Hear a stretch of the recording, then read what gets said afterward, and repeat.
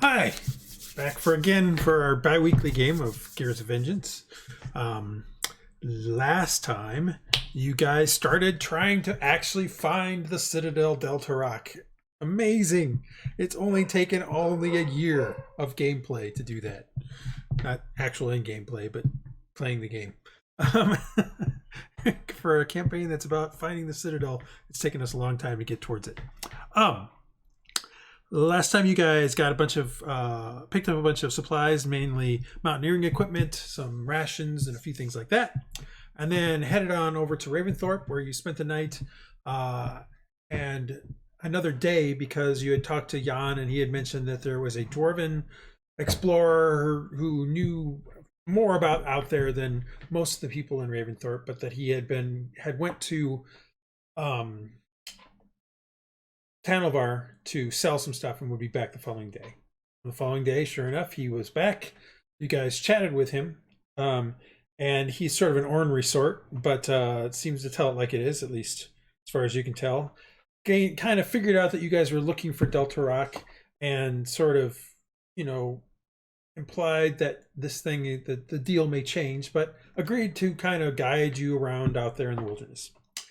The following day, you guys left early in the morning, headed down through the small valley that the Tanavar stream, more than river at this point in time, makes in the mountains, making it to where sort of is the headwaters, where a waterfall kind of falls out of a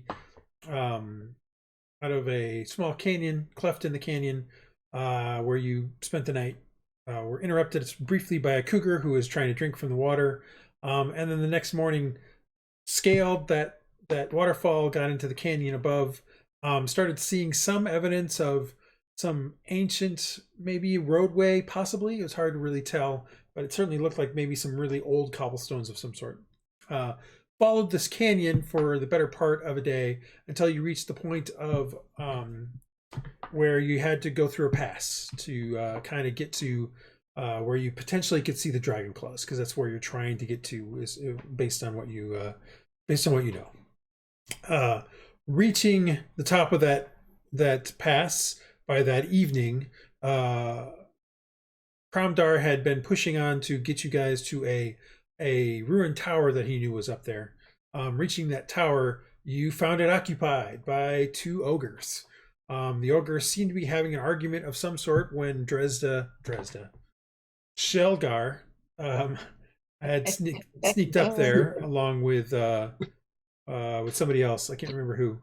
The two of you kind of listened in on a conversation that you couldn't understand because it was spoken in some language you didn't know. But eventually, one of the ogres left and started heading down the mountain on the other side of the pass.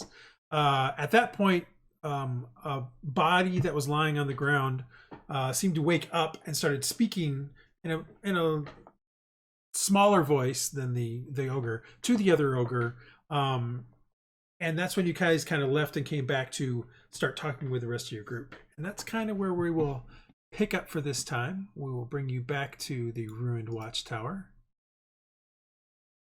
at night, and we will rock you. We will unpause the game, and then we're going to talk about a couple things before we really get started. I have switched this game over to the new automation stuff that I have started switching. That I switched my one of my other campaigns to. You'll notice right now, if you look inside of the chat log, that the numbers make 0 sense, like intelligence check of 129 and 1512. That's because I turned off better rolls, so there's no longer going to roll 2 dice every time.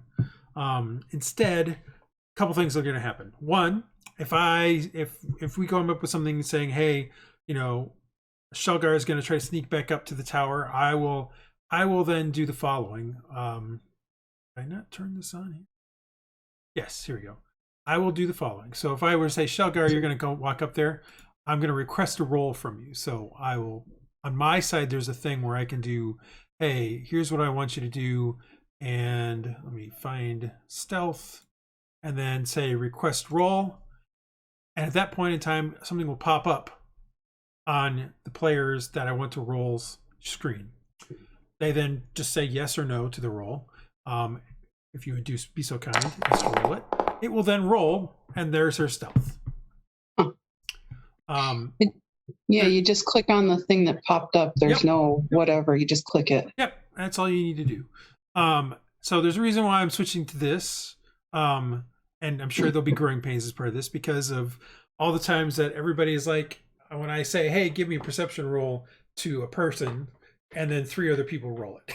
So we all jump in. Yeah, that doesn't mean you guys can't continue to try to roll. I mean, you can always click on your character and click on the HUD and all that sort of stuff. It'll do the things. It'll still do it.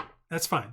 But we'll just slowly get in this thing. And sometimes I'll forget to do the roll request. I'll probably just tell you to do it. But we'll get to there. Now, the second thing that this thing does now is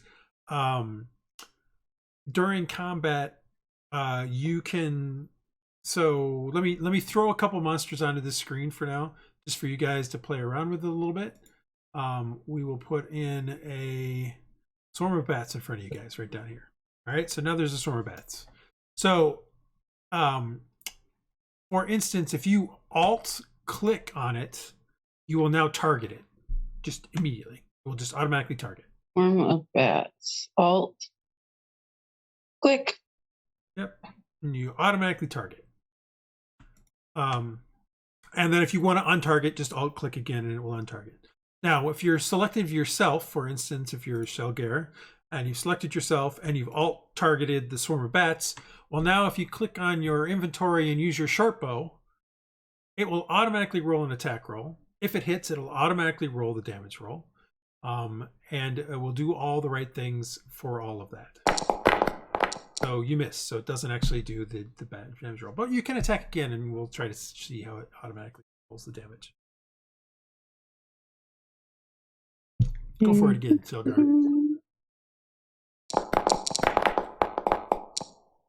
That time it hits, and notice that it immediately rolls your damage deck.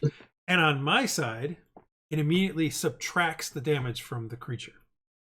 Oh, that's cool. So what about some special things and stuff like that? Some of the special things potentially working, some of them are not.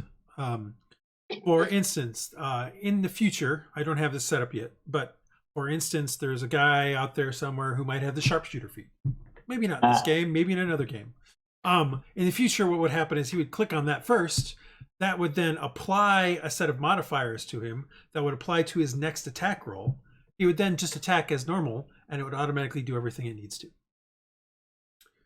That beats way overpowered. That's going to be challenging for like the binder class.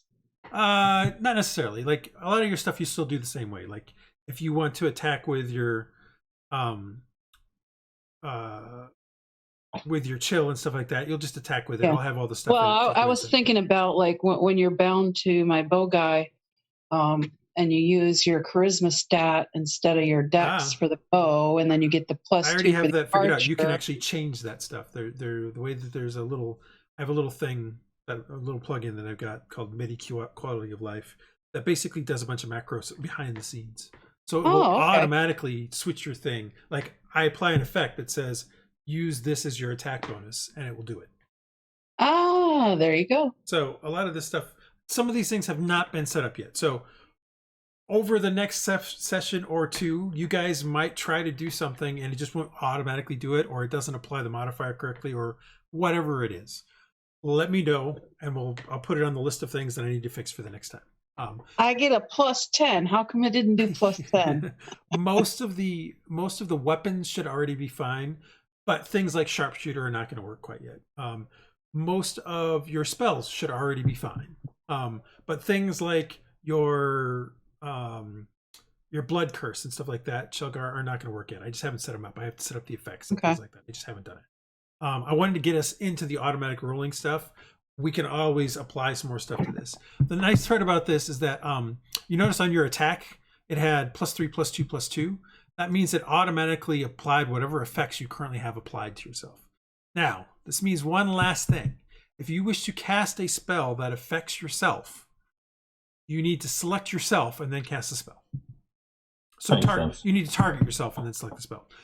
The nice part about this, though, is like for those of you who have bless and want to bless 4 people, you just target all 4 people, cast bless, and the thing pops up on them saying that they have bless. Yeah. Does my homunculus exist in this system yet? No. Am I still gonna have to roll? Because he's got an attack. Well, he would just be an actual monster, but I have not made a monster. But for now, there's 2 things we need to do. One, there should be an owl in here. Did your owl get put in here, Artemis? If you don't see it, I'll drop it in. So there's an owl for you. Okay, thank you. What I need to do is I need to configure permissions so that you are the owner of it, John. You are now the owner of it. Let me save those changes. I don't know why it just moved over to there. But let me delete it and drag it back out, because now you'll be able to own this one and move it around. Oh, there we go. So you should be able to move it around. Excellent. I don't have your homunculus, your creature. Mm-hmm. Let me see if I can find something quick. So let me drag this onto here and make it so that Brian owns it. Owner changes, and then I will drag it into here, and you should be able to do stuff with it. It's a very small thing right there. Right here. Now, last thing about this is when we're in combat and or even outside of combat, if you cast a spell on yourself that has a duration, if it's been set up correctly, when I move forward time, it will automatically do the right things, in the sense that it will delete measurement templates, it will remove itself from you after, let's say you have a thing that lasts for an hour. If I move forward time an hour, it will stop. It will just remove the thing from you. Yeah, so I just did detect magic, and it lasts 10 minutes. So when we've done 10 minutes game time. Did you target yourself before you did it? I did. I was listening. Okay, cool. I was just making sure. It doesn't seem to have applied effect to you, but that doesn't mean that... yeah, it didn't apply an effect to you. It depends on what you did to do it. If you cast detect magic versus... Oh, it should have applied. Yeah, I targeted myself, then I clicked on detect magic, and it said cast spell, so I did, and then it blooped, and I centered it on me when the little circly thing came up. Oh, okay. So, interesting. It should... Well, we'll see what happens. It should have it on you. But maybe... you know what? I may have still had the bats as well. You think... Because I had the bats selected? Maybe. It's hard to say. I'm going to delete them now anyway, so it's kind of irrelevant. And I'm going to delete your thing for now, your detect magic for now. Although it does say remaining 600 seconds. So here we go. Let's move forward 5, 10 minutes. Yeah, it's not. Try 11. I've already moved forward 15 minutes, so. Oh, okay. So it's just not. For some reason, that one's not set up correctly. It's not set up. Oh, you know why? Because it doesn't. Okay, so maybe some of your spells are not set up yet. Well, no, because it should have applied an effect and then had a duration on it. Brian, do you see your homunculus? Yeah, I'm fixing his stat sheet real quick. Oh, that's fine. Just making sure you knew where he was. So. Yeah, I saw him. All right. So like I said, if you do something and it doesn't work, I've got some sticky notes here that I'm going to start putting notes down on. Here, we need to fix these for next time. And a lot of these things will automatically, like, the nice part about it is when I fix it for, let's say, like you said, your detect magic's not working. If I fix yours, I fix it for everybody, because it'll be that kind of thing. How about the zoomy thing? Like our characters, it looks like a split screen, and our characters are really huge, and the map itself is really small. And when I zoom in, it's like it gets really. What you're talking about. Yeah, there's a side window that has everyone listed. Maybe because we're not in combat yet. Side window that has everybody listed. It's in between the bar where you use everything and the actual map. The toolbar on the right side. Oh no, that's just where I have you guys in the map. Okay. That's just where I put you, because you're off map. Like you're talking about. You're talking about right here. You're talking about all of yourselves right here. Yes, I believe that's. Yeah, that's just you guys are off map. Because remember, when you first got up here, you saw the light in the thing. You hid slightly off map. I just put you on the edge so that you could be on the map and see things, but not be on the map. That's all. All right. So at the end of last time, Sealgair had come back and reported findings. What do you guys want to do? So I have this familiar, which I had completely forgotten about. So I'm going to get a better name than Hoot, though. But Hootie is going to fly up and kind of keep an eye out above for that other ogre. Did she describe which direction it went off to? Or did we see that? That he went off the other way down the pass. Okay, so he will go to a tree on the other side and kind of watch. Right. So there are a few trees over here. Interesting. I now also have a True Vision or whatever the hell it's is on. So things should be more correct. Although, oh yeah. Okay, that makes sense. Actually, he has to be within 100 feet of me. Is that more than 100 feet? Oh, where are you putting him? Let me look.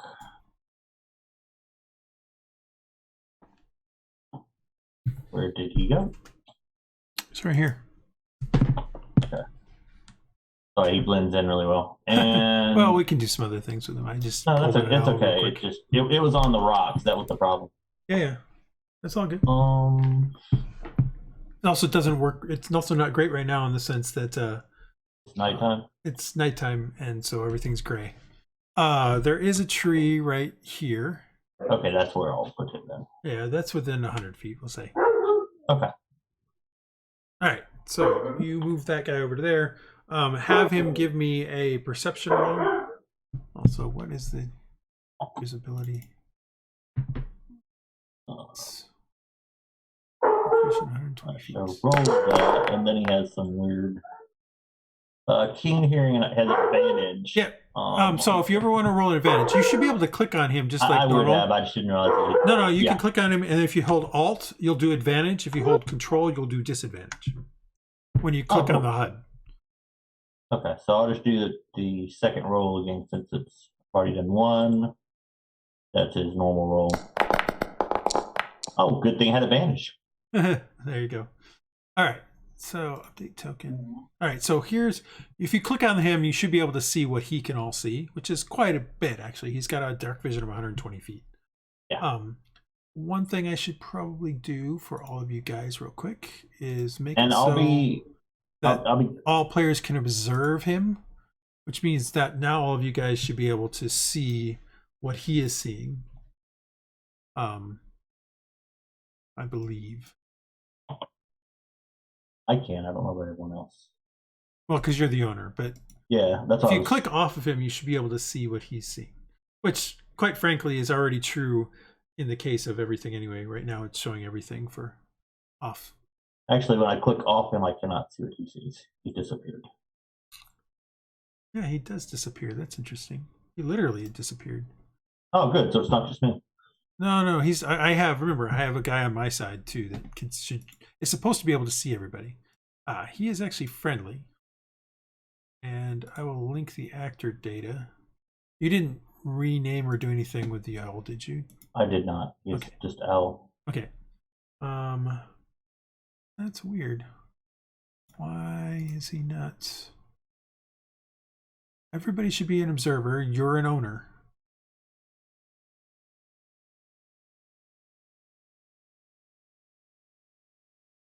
Weird. All right, let me do this and see if now everybody can see it. Yeah, you can't see him, which is weird. You can't see the monoculus either. Although that one's probably more because I haven't set him up. Okay. I can still see the homunculus. No, you can, but everybody should be able to see it. Like, I've just set it up as the observer. Although, I can't see the monoculus here now either. I moved him. I still can't see him. He's so small. He's right. He's right next to me, and between me and Artemis. There he is. Because I need to modify his token so that he is not neutral, but actually friendly, and then I link his data to him. And make sure that he has vision in the scene as well. Okay, so now he's set up correctly. You guys, however, vision, yeah, that's right. Oh, that's a good way. So if you highlight it like a square, like you're selecting the area, it'll, like, I can find the owl again, because that's how I can see everybody now. It's weird though. You should be able to already see him. Like, as the owner of him, you should be able to see him anyway. But everybody should be now an observer. So everybody should be able to see. Oh, wait. I know why. I know what the problem is. I know what's confusing me. Finally. Okay. Display bars should always be for owner, but I'm going to do it for always for everyone, because that's what I do for all of you guys. So now he should show up. Same thing with it'll show up with a green bar underneath it. It's for everyone, and I should always do the display the name always for everyone for friendlies. This is what I try to do so that you guys are.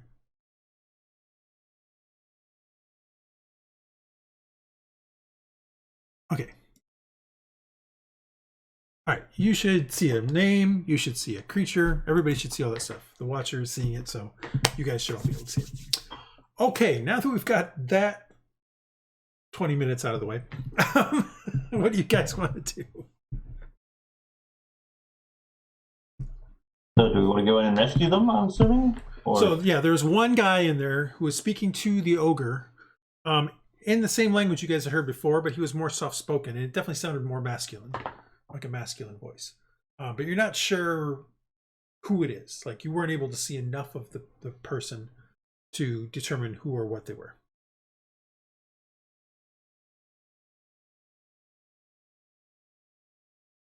Gromdar is like, I don't know, it's just a bunch of ogres. We should probably get rid of them, especially you're going to come through here.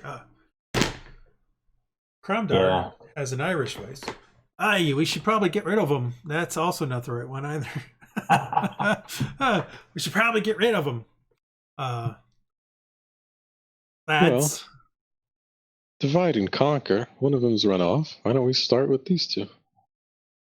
Well, it may just be one and the other's a captive. So, she said that was something she saw tied up, correct? Yeah, somebody was tied up. Yes. Well, then, yeah, one even better. Okay. So how do we want to do it? How do we want to do this? I'm going to cast Dark Vision, which is a new spell for me on myself. Okay. This will be a good test of everything because if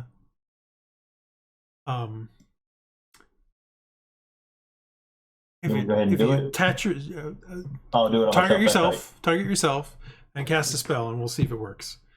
If it doesn't, then I'll update your vision properly. But okay. Excuse me. It may not, and that'll just be another spell I have to update. Okay. Well, I'm off board, so I don't know if it. No, I don't have any. I don't have any walls up on this map because it did. Let me rephrase that. I have walls up on the map. They're just only around the Watchtower, not around. That's Morgoth. That is not.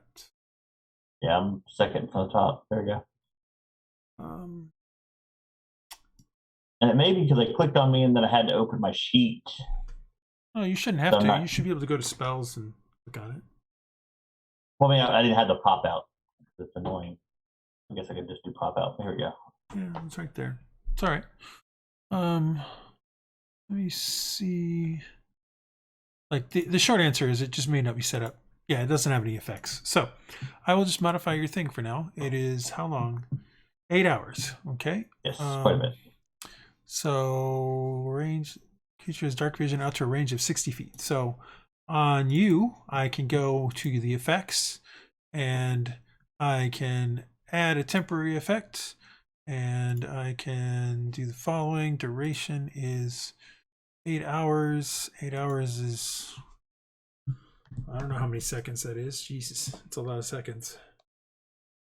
Get this fixed here. 60 times 60 times 8 equals. There we go. And then effects. Add.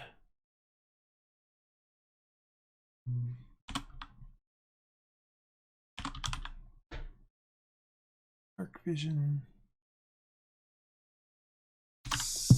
Oops, I just hit something I did not mean to hit. 60.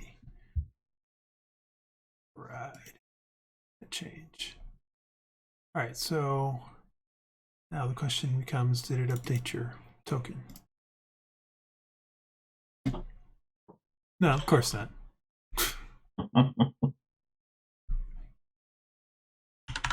Oh well, but you now should have an effect on you. Oh, there you go. There. Well, I just modified the token. That's interesting. It should. I'll figure it out. That one's one, but dark vision needs fixing. But for now, let me do one last little bit here. Let me change this to magic perception. Doesn't really give me one that's the same as your dark vision, but actually that's in user data. Systems.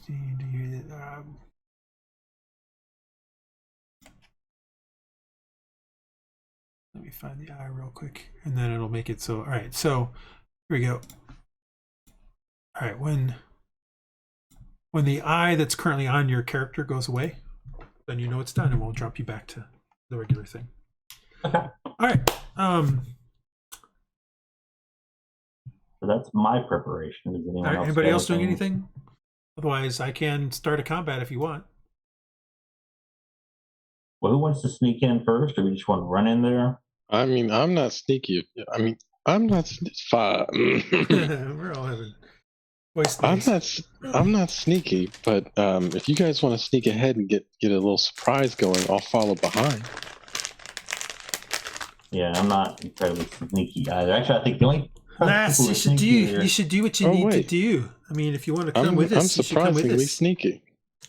Well, sneakier than the character in the other campaign. Well, then let's go. All right. Yeah, I'm fine with just going. We can do like a group sneak or something. All right, so where do you guys want to move to before we start this combat? Yeah, y'all were about 2 seconds away from me going, Leroy Jenkins.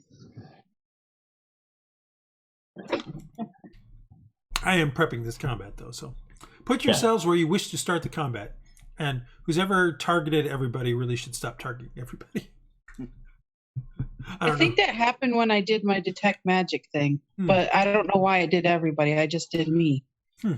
It might have, once the spell went off, it might have added them as a target. There's a thing where area effects automatically add targets or something like that.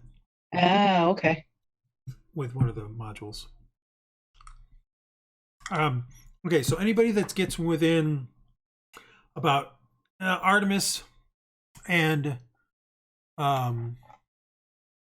Silva, you probably should get back. Well, no. Just anybody who's kind of coming in here. Once you start to get onto the map, give me one stealth roll. Okay.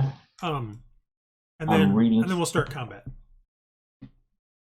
So I'm going to give Ramdar a stealth roll. Would a stealth roll be a dexterity check? I mean, a dexterity check and stealth roll be the same thing? Oh, critical stealth. I should not have to do stealth for the rest of the encounter. Well, that's not true, but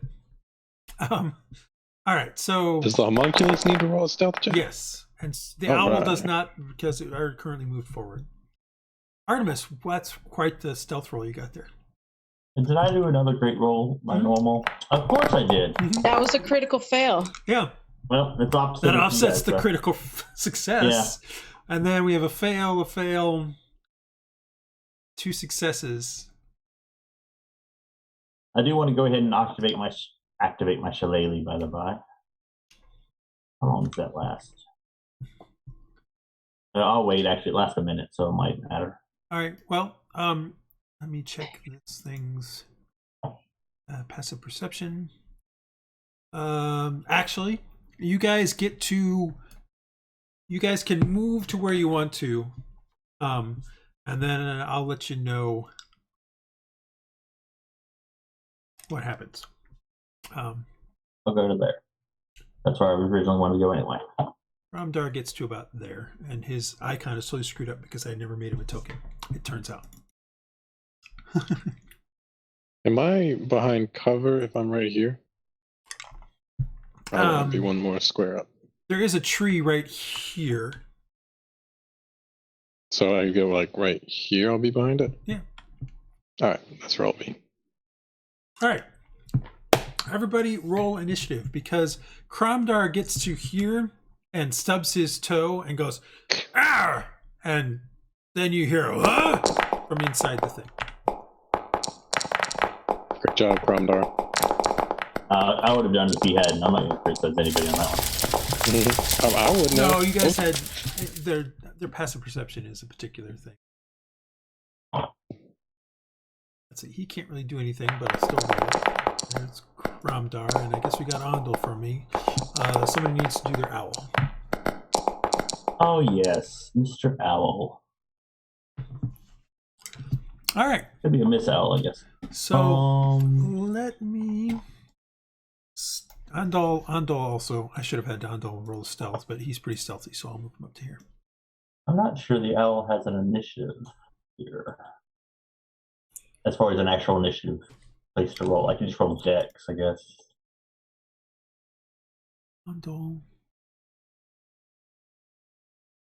See the feature that gave him an extra 120?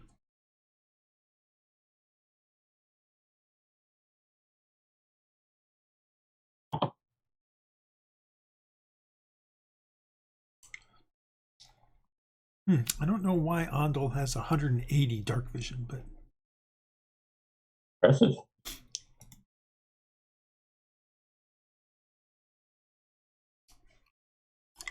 especially when it doesn't seem like he's got dark vision at all. Anyway, so let me fix him.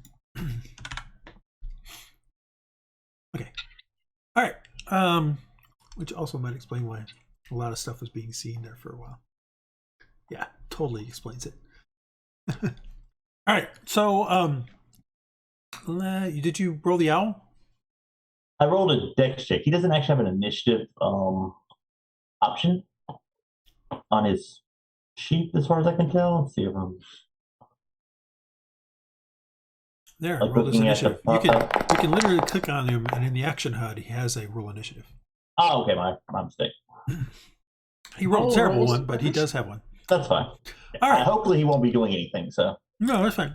All right, here we go. Let's begin some combat. Artemis, you are first, as you hear sort of a from within the tower.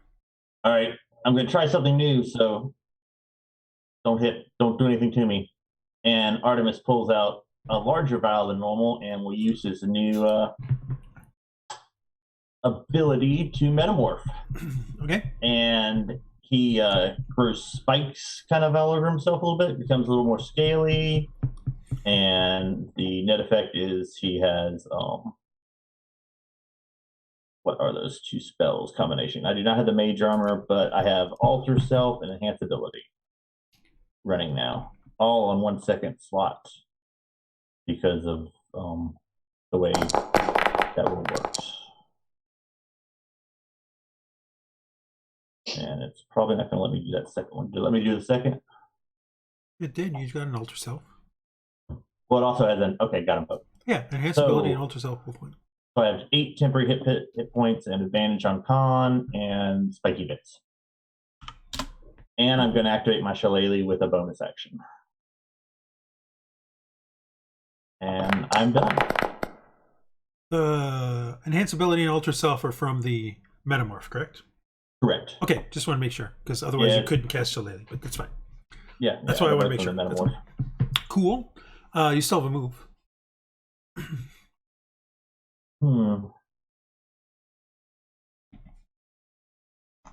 Is that rough terrain or anything for me? Not really. I mean, anything that's got a lot of, you know, underbrush and. Well, no. Just cliff edge. Like this cliff edge would be difficult because you'd have to climb up it. But Okay. here you're fine. Like climbing up this wouldn't be terrible. Like if you wanted to climb up this, I'd give you difficult terrain to get up to this because of all the rock. But you can still get up it. But if you were to try to climb up this, you'd have to do a climb roll. And I'll just go there and No, that's fine. use 2x. I'm done. Cromdar goes, ah, damn, and he starts running. And he goes 1, 2, 3, 4, 5.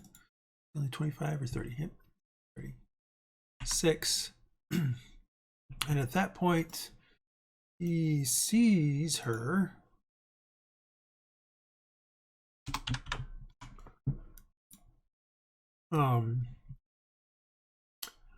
But can unless he runs forward, he's not going to be able to do anything else. Does he have?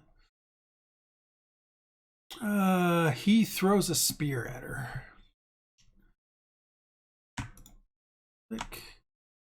Sure, I got him selected. Spear. Hits the ogre for 4 points of damage. The ogre's like, "Arr!" But now his spear is gone for the time being because he threw it. All right. Well, actually, I should have probably checked a distance there.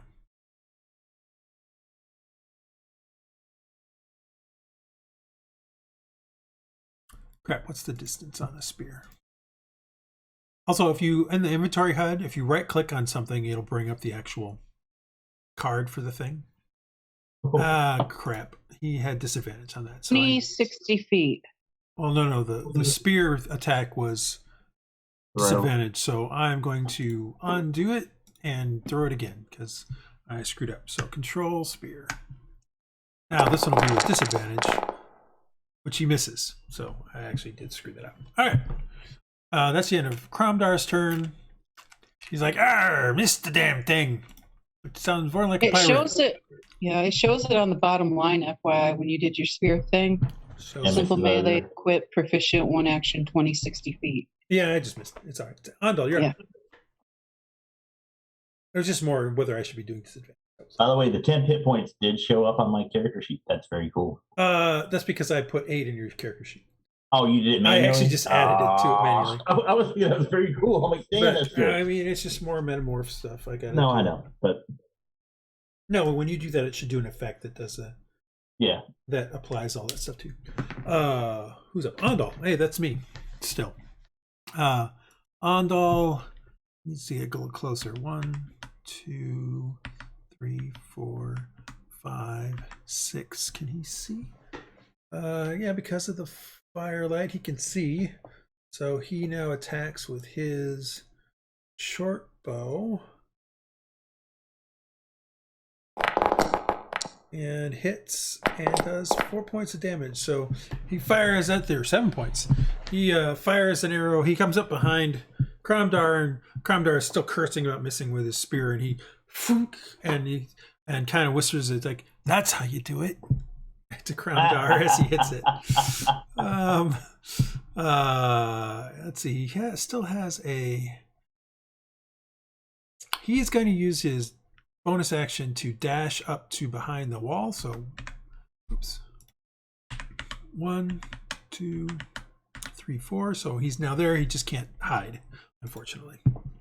So he dashes up to there. All right. You're homunculus. You're your little creature, Brian. Homunculus. All right. Oh, well.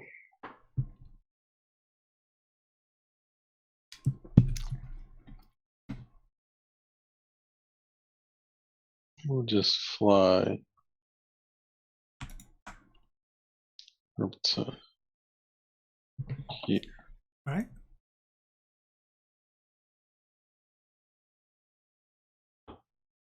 Anything else with that guy? No, instead of out there, I'll move here. That's as far as he can get, I believe. All right. Silva, you're up. All right.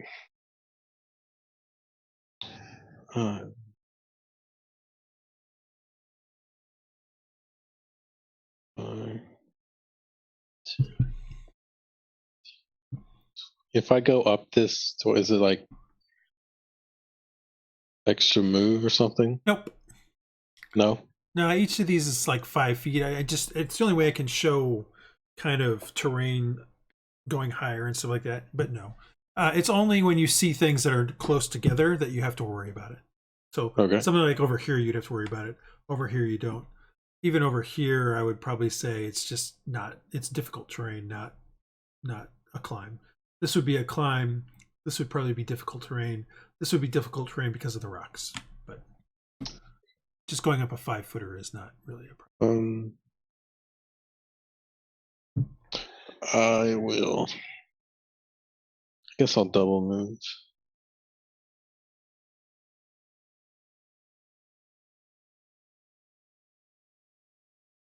Cool. Yeah. Okay. I guess. Well, I guess that's where we'll be. Okay. All right. Sealgair, you're up. Okay, so I'm going to activate my Crimson Right. Okay. Nope. It's not going to put its ability on you for now, so let me. Okay, it's right of the spike. It just ignores shields when calculating AC. I can't do my Blood Curse to the Marked yet because she's not yet within 30 feet. Yep. Okay. But I will do that when the time comes.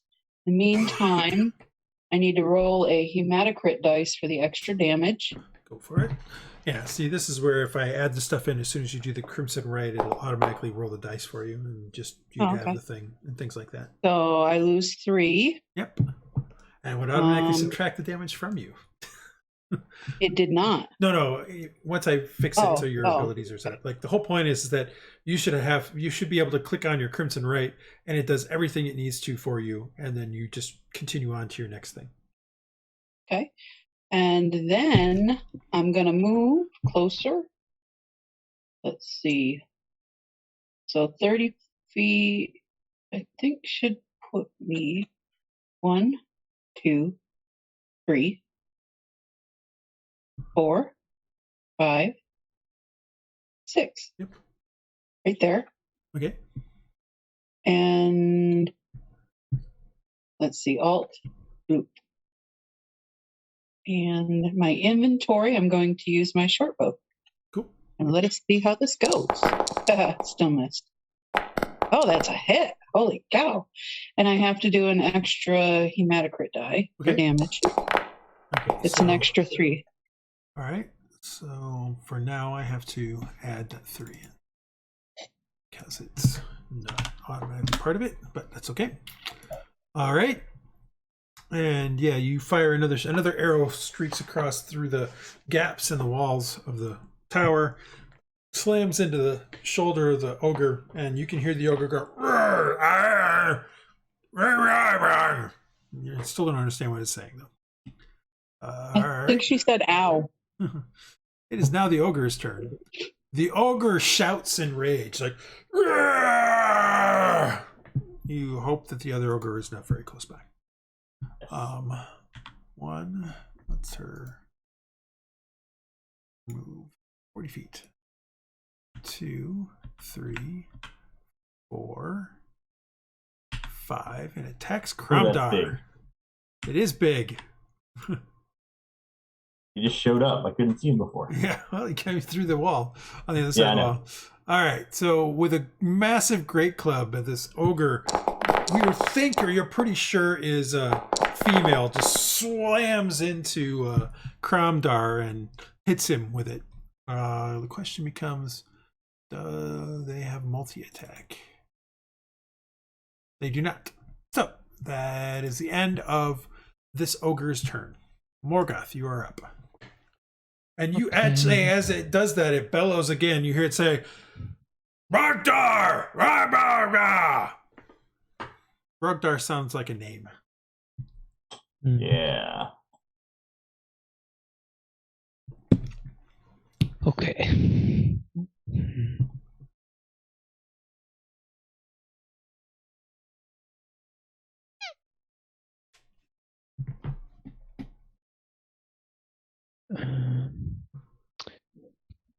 I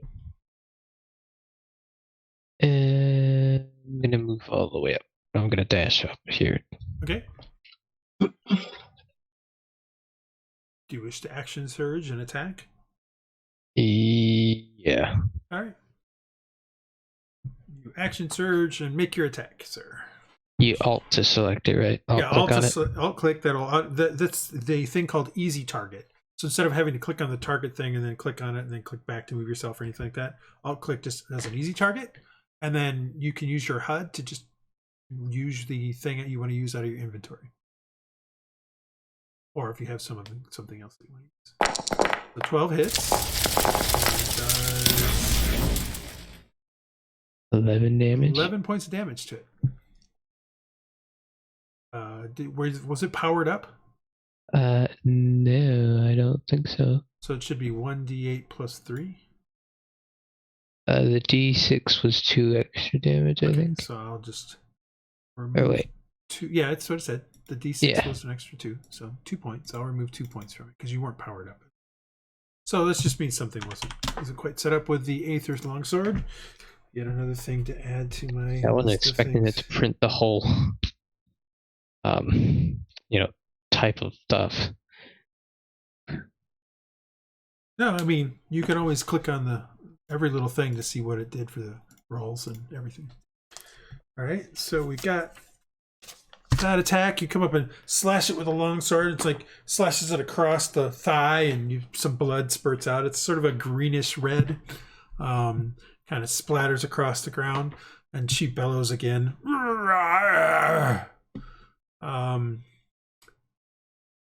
Anything else, Morgoth? No. All right. From inside the thing, you hear a shout say, "Don't, no kill, in very broken common."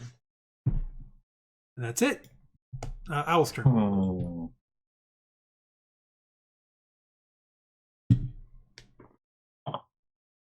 You're not sure if that was directed at you guys or at the ogre, to be fair.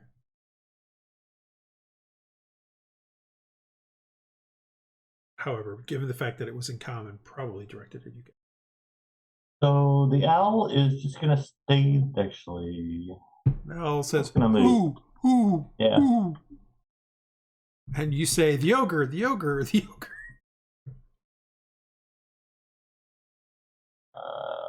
It's just gonna fly for. Is that a wall? It's gonna land on the wall. The wall would be 1 square to the right. It won't let me land there. So, Yeah, because it's because it's an actual wall. Yeah. yeah. I mean, it's not set up for. So it'll just kind of stay. Actually, I could have. It's on the wall, but No, I can set it up so that the walls are non-blocking.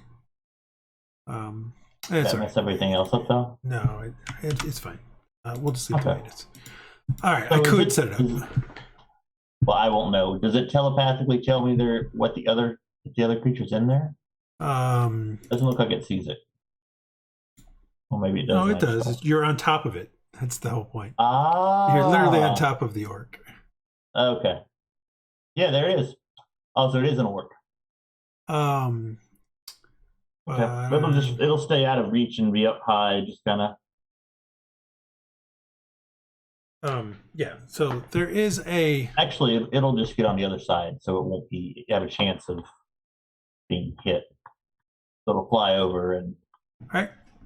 There we go. All right. It is now your turn, Artemis. Well, that's convenient.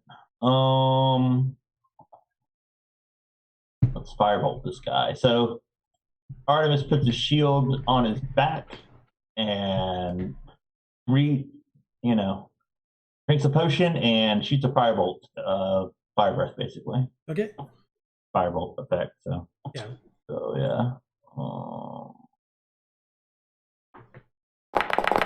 18 definitely hits. But only 3 points of damage. Yep. Oh, Oh, he's on fire. interestingly enough, it didn't apply it, so something is broken with firebolt. So I'll continue to go around the wall here. Which is actually true because I've tried it before and it didn't work. Something is not quite set up correctly on firebolt. So. Okay. And I'll be done for now. Okay. Just writing down what I have to fix. Kramdar kind of tumbles to the side and over here, and then attacks the ogre with his battle axe that he pulled out. And rolls a 1 and promptly drops it on the ground. He curses. He curses a bit as he picks it back up and brandishes it towards the ogre. He's like, I'm going to get you, lad. Or less. I'm not sure what you are. You a he, her? You're they, them? I don't know. Yeah, it's a they. No, it's a them. I can't remember what the term is now. They, them. Andal, Andal attacks the creature with his short bow, mostly because he's going to get sneak attack damage no matter what, because there are people on it. So he shoots, hits, and then gets to apply a feature of sneak attack, which also does 8 more points of damage. So the ogre is lashing around, confused by all of these small little things that keep hitting it, and shouting, "Rogdar! Rogdar!" And Andal is going to then slide here and do a stealth roll. Oops, sorry. I'm trying to get him to the right spot. And skills stealth. And not the best, but it's an ogre. So the homunculus. The homunculus. Oh my god. Homunoptera. Ah, All right. Scoot up to here or so. And then let's see. But I don't think you have his force attack. It's just it's whatever was in the SRD. It's not like I did something specific. I'll have to roll it then. I just pulled it in real quick so we would have something. See, force strike. Is it within 30 feet? Oh, it looks like he is. Yeah.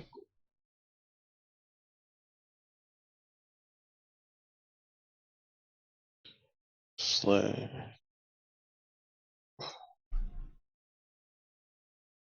20. What's my spellcasting?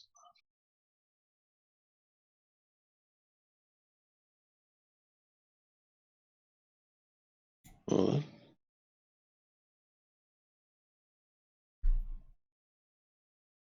What's our... Okay, never mind. 6. Sorry. Plus 6. There we go. Well, he rolls a 1, so All right then. That's that. he misses with his little force blast. Silva, it is your turn. Okay. Silva. Take a step back. And then Silva is going to shoot it with a gun. Okay. nice. 17 hits. As a loud shot rings out in the night. Kabang. Except it also didn't apply the damage to the... Clearly your gun is not set up correctly. Which is fine. I'll figure it out. Another way I'm going to make this work until I start trying to do stuff with it. All right.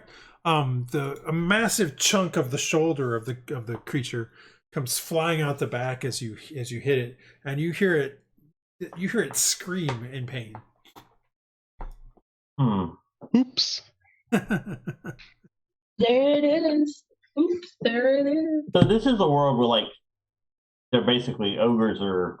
It's not like some PC universe where ogres can be good, right? Remember, there's no alignment. So in this universe, there's no alignment in this game. They got somebody tied up and they're going to eat it. So. I mean, Yeah, no, I'm pretty sure they are, but We don't know that. What's Could be good just for some bondage what's good stuff. for you might be bad for somebody else. What's bad for you might be good for somebody else. It's all relative. I'm still trying to figure out the no kill thing. So I mean, you can do whatever you want. You Oh, have no, no no, I know, alignment, I so know. you No, I guys agree. do what you need to do. That's I'm a John murder thinking, not hobo, Artemis. so I'm just telling you. That's all I'm saying. I've been taught to hate what's different, and I'm learning not to. But However, By Silva. killing it. however, Silva, are you done?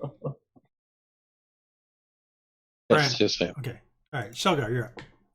alrighty. Now that she is within 30 feet, I am going to spend. She's 25. No, I know she is. I know. Oh, She's I'm close going enough. to spend the hematocrit die to activate my blood curse of the marked. She will be marked, and I'll do 2 extra hematocrit damage. I'm spending the hematocrit die to amplify it. Okay. So I get advantage on my next attack. Do you need to make And- another? So that's the hematocrit die. I Yeah. lose 4, and I get advantage. I've amplified the curse. Let's see, 23. And then the extra effect with that, not just having advantage on the attack, is also while the curse is active, anything that doesn't have blood in their body, I can still hit it. Okay. So that's that, and I shall, let's see, alt target her, alt target, there we go, and ping, and with advantage because my hematocrit. You could have, when you do that, you can hold Alt down and it automatically does advantage. If you hold alt down. Yeah, if you hold Alt down Okay. while you do the thing, it'll automatically do advantage. Okay. And then I get 2 extra hematocrit die of damage. There's 1. Well, she goes down with the And first 2. thing. Okay. Oh, wow. Wow. Yeah. You definitely hurt the creature. She bled. Oh, why did that not update? Save the mapping. Oh, not a big deal. All right, so the creature gets hit with the short bow with an arrow again through the side of her neck, and she kind of wobbles for a bit, and then she falls back across the back of the. There's actually a little bit of wall here. She falls on top of it, kind of getting a slight. Some of it coming out of the side of her as she kind of gets slightly impaled upon it, which holds her up actually as she's now unconscious and bleeding out. And if I read the description of my stuff right, this is active until my next short rest, correct? Don't know. I'd have to look. Okay. I just don't remember. Yeah, I think that's how we've been playing it, and I'm pretty sure that's how that works. Because it says resets between rests. Or which one? The Crimson Right? The blood curse too, I think. Well, the Blood Curse doesn't say anything about that. It just says, hey, the next attack you can do damage. That's all it says. Yeah.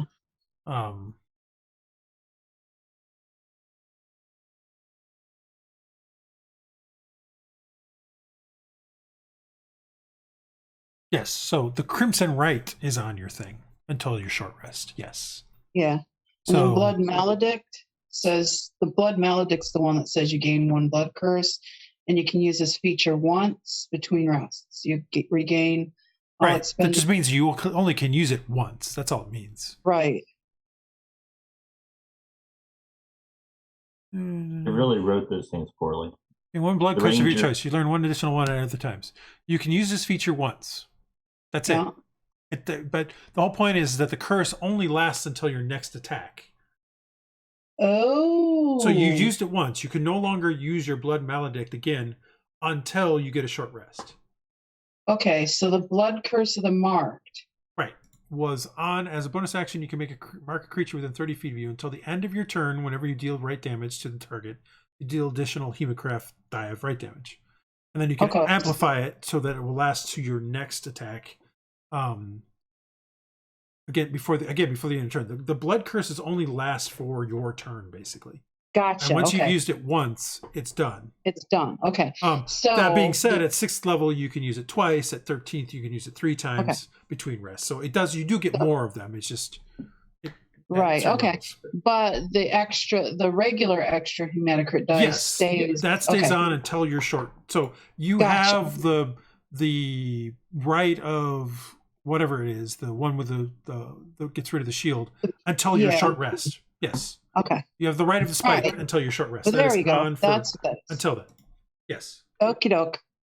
It's not active and stay active. It's activate once and done. Yes. Yeah. Gotcha. So Yay, I understand. The curses are activate once, but the Crimson Right is activate until you take a rest. There we go. Thank you. Yeah, no problem. I just had to read through it again once more time. Yeah, it's like the new Ranger stuff. You guys hear Sealgair as it's technically the ogre's turn. The ogre is dead, or at least bleeding out. Morgoth, it's your turn. Okay. I'm just gonna move. Oh, can I get around it? Yeah, it's just being held up by the wall. Yeah, well, I'm gonna move in here. Yeah, you can do that. It's fine. You see an orc who looks like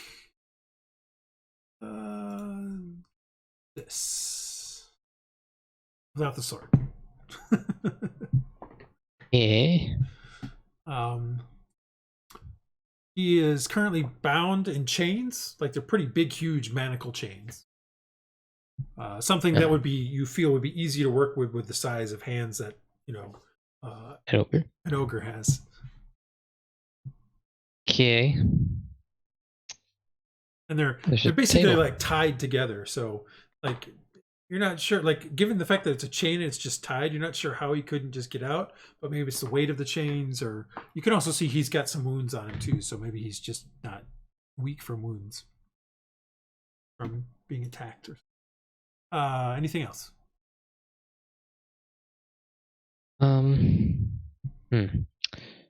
No. All right. The orc looks a little sad, but turns to you and Morgoth and says, "Release me." Again, in kind of broken common. It's not like you've never like you see him think a bit before he says release. He's like, in fact, more than likely what he says is cut me. Because he's thinking cut me loose, but or that sort of thing, and he just can't think of all the words, so he says cut me. Your owl continues to flap around. Yes. Give me a perception roll on the owl. This is with hearing, not with sight, but it still has advantage on hearing. But I just want to make sure that you understood that this is a hearing. Yeah, gotcha.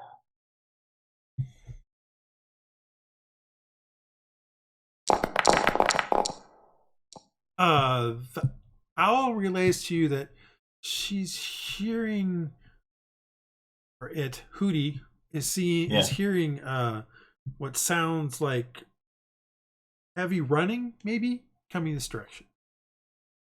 Okay.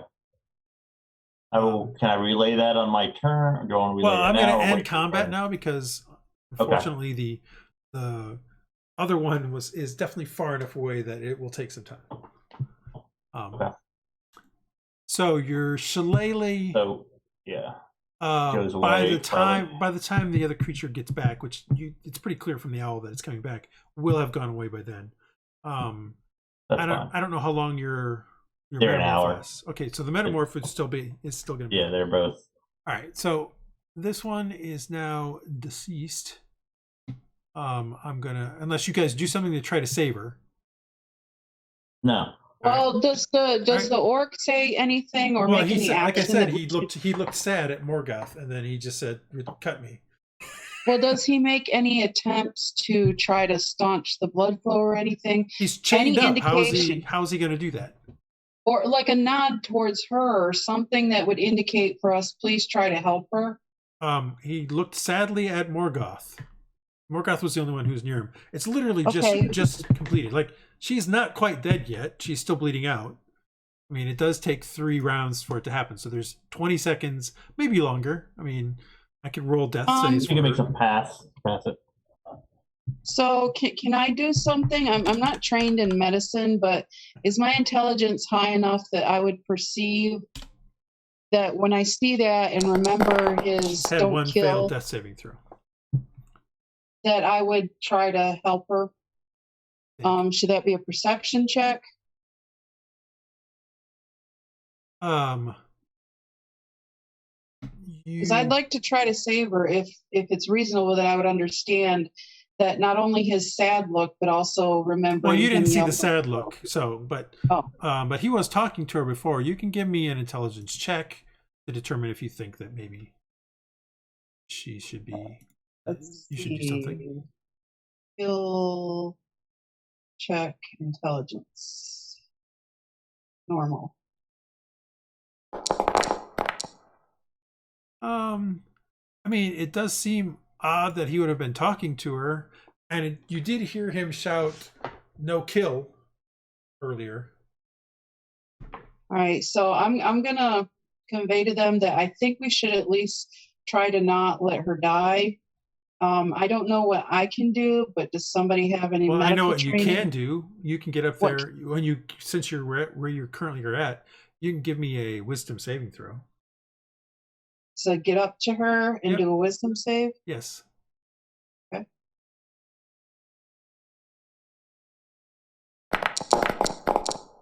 For now, you push down the urge. Remember, it's been more than a week. Okay. So Artemis will go up if I can get there in time. Yeah, I mean, okay, so this is all happening. Like I said, we're on the next round.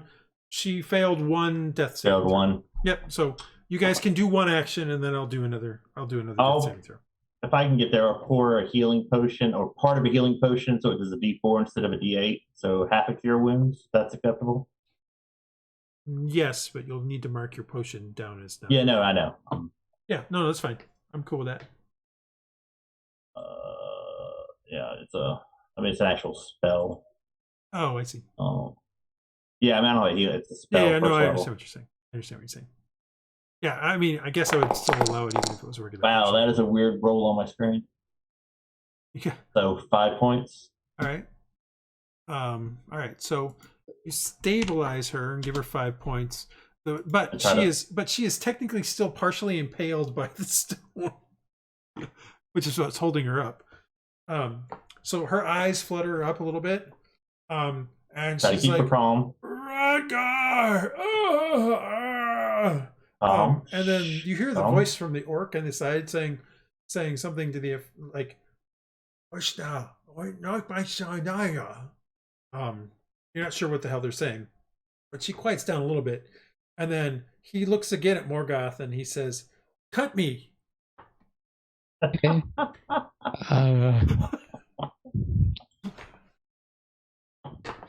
Is he being, what's the word? Gesturing at the chains?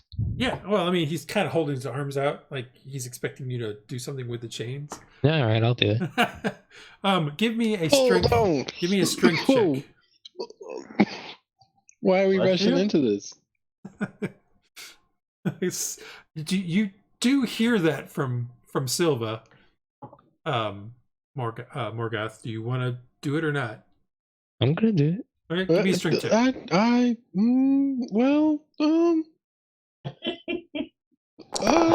it works you out. Try to push the chains around because they're tied sort of in a knot. You try to break the knot, but you're struggling to do so. That's your kind of turn. Andal stays hidden over here. In fact, he kind of moves a little bit further in since he. I'll move up towards Morgoth and be saying, "I think that's a sign there, Morgoth. I think we should think before we act." What, a sign that it doesn't understand? A sign that we should. Cromdar that you should not free this person so quickly. Don't trust that orc. Orcs are liars. And the orc kind of looks at Cromdar like he sort of understands somewhat what he's saying, and he just bares his teeth at him.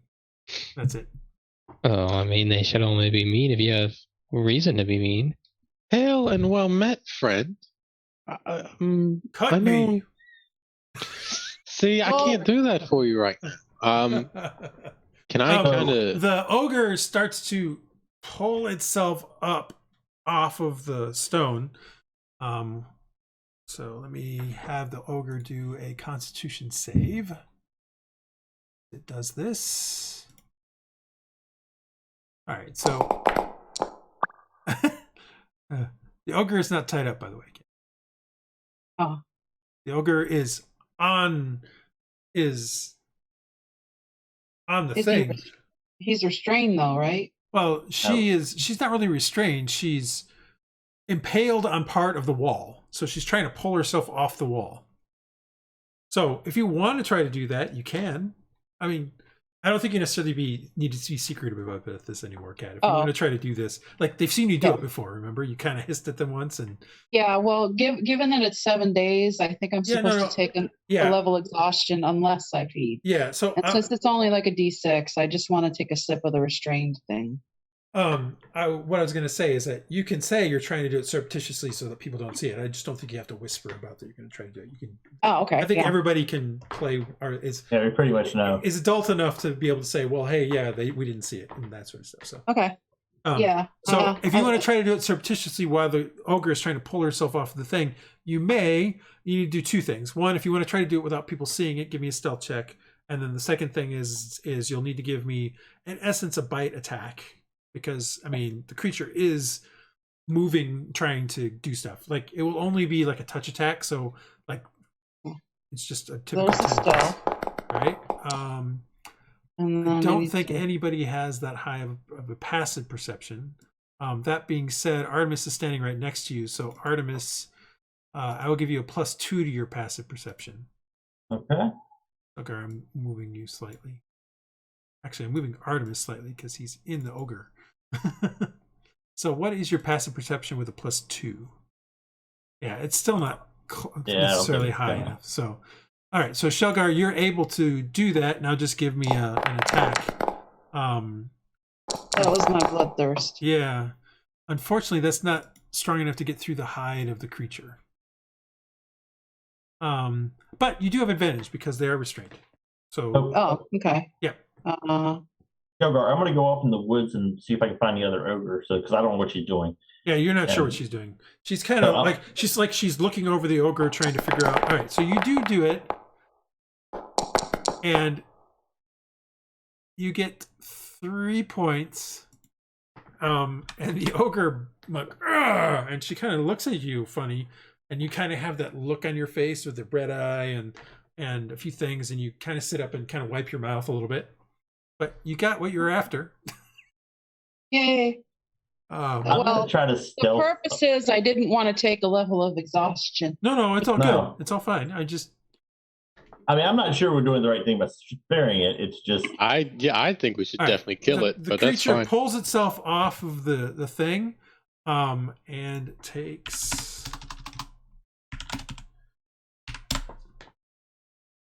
two points of damage. Oh, that's close. As it pulls itself off and just falls straight forward. Sealgair, you're just able to get out of the way as it falls flat on the ground next to you. She clearly is unconscious again, but her breathing seems relatively regular. I think that's right at 0. If my math is right. Maybe we should restrain her while she's unconscious. Yes, we definitely should. Yeah.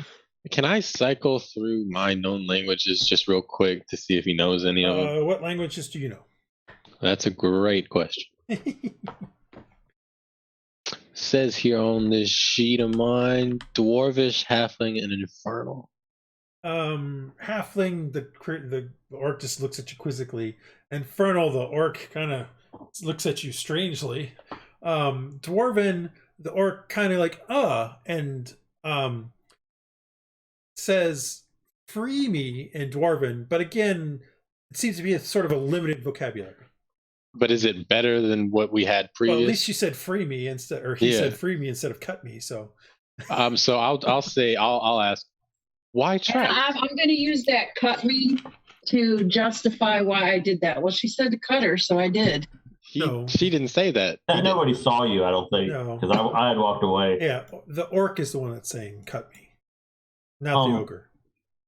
I'm going to be in psychic. I'm going to use the owl's vision and hearing and kind of just scan around while I hide out in the woods. Just waiting for him to come back. Yeah. We'll get there in a moment. So you're No, looking through it. You're looking through it. Nothing so far. The owl does say that the sound is getting louder. Okay. And I'll say that out loud. This ogre is currently unconscious. Put that and prone. Prone and unconscious. So, what did you want to ask the orc?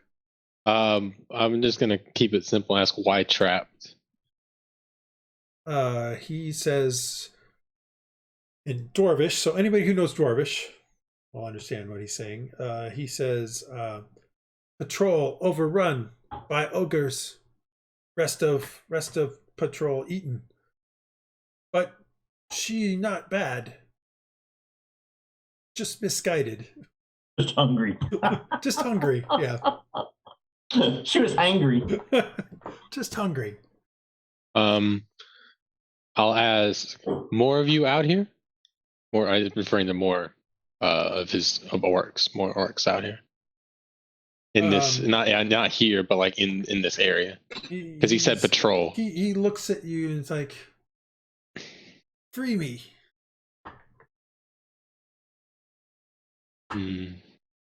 Remember last time you Silva definitely remembered that orcs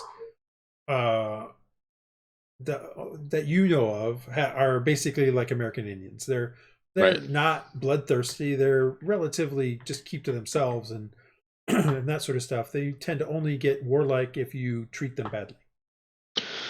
All right. They're not the orcs of typical D&D. Yeah, but it's still a person that we don't know that's been captured. No, I know, maybe it's for a reason. And I understand that, but he literally just said my patrol, and they were eaten. Okay, that's what he just said. Yeah, I'll try again. Go ahead. I'll say that. Well, I speak Dwarves. Yeah. Well, yeah. So I'll say go ahead. All right. So give it another strength check. Yeah. 11. You loosen the chain somewhat. He helps you this time. I just gotta find. He helps. So let me do a strength ability check for him. And between the two of you, you're able to break it open or do enough of it off that you can. He comes free. He stands up awkwardly. There's clearly on the side, on his one side, there's clearly a big gash. And just standing up kind of makes the wound seep a bit. He grabs the chains and he starts walking toward. He starts dragging the chains. Somebody stops him over here, and he starts wrapping him around the arms of the ogre. Yeah, I thought we already tied her up. Did we not? No, we hadn't. No. And at that point, the owl basically screams in your head, Artemis, he's here. And okay. Can I get a spell off before? Well, we're gonna start. Combat again. Okay. But I mean, he's on the one. He's down here at the very far side, so he's still quite a ways away. Time. Yeah. So everybody, roll initiative again, real quick, as we kind of start this back up. That being said, I'm going to remove the one ogre because she's not going to be part of it. The homunculus actually is supposed to go right after me. All right, just roll your initiative and then change his initiative to be the same as yours. Okay. You should be able to do that too. How do I change? If you right-click in the thing on the creature, you should be able to say update compatible. If not, then I'll just update him. Let me see. No, that's fine. I'll just update him. It's your. Ow. One there. Well, here. Make him 20 since nobody else is. All right. So Andal is first. He's gonna stay where he's at. He doesn't know that anything's coming. He's gonna stay exactly where he's at and try to stay hidden. In fact, we'll make him do a stealth check because he hasn't done one recently. Not his best, but it is still an ogre. Silva, your turn. I will head over to. Now, you remember that the creature, the other ogre was, at least you were told, went off down the pass the other direction. So it's probably coming from the western side of the map. Okay. I'm going to cast the Cure Wounds on our orc friend. Okay. Didn't you say it? He has a gash on him. He's currently kind of putting stuff through it. I don't really have the right. Oh, I forgot the target. No, that's all right. It doesn't matter. I don't have it really set up correctly anyway. So we'll just say he's now at this many hit points. That's fine.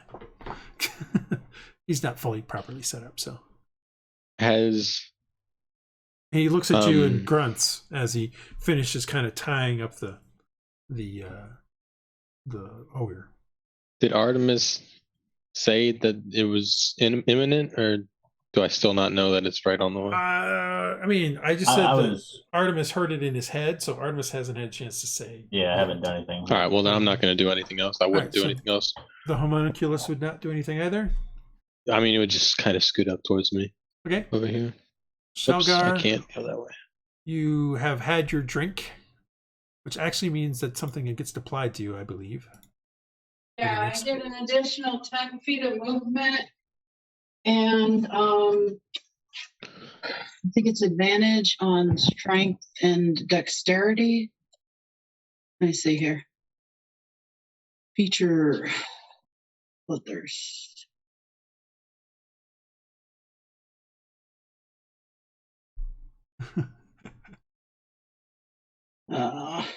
Now, according to this, you can melee attack. When you drain blood with your bloodthirst ability, experience a surge of vitality. Right. Speed increases by 10 feet and gain advantage on strength and dexterity ability checks and saving throws for 1 minute. Okay. So you're currently at like about 30 seconds into it. So you probably got 30 seconds left. Okay. A minute to the thing. So any effects that were a minute are gone. Anything else you're going to do? Or anything you're going to do? No one's shouted that the other ogre is coming yet, but okay. And they finished chaining up the the orc is currently chaining up the other ogre. Yes. Okay. I guess I'll just I don't know, just kind of stay by the body and just stand watch. Okay. Cromdar is like, why'd you let your thing go? What was that for? You don't trust the orcs. They're never very good. That's all he does though, as he backs a little bit away from the orc. The owl tells you that the ogre's coming. Right. Can I do something with the owl? You can move him. Yeah. Yeah, the owl would like to fly in and whoo, whoo, whoo, to the group as it. The owl starts hooting. Ogre. 2, 3, 4, 5, 6. 7, you guys can 8. take it as the owl seems to be upset with something and flies through and then flies back over here. Loitering, flying. All right, so the ogre gets to there on his turn. Actually, anybody with long enough dark vision can actually see it. Artemis, you're up.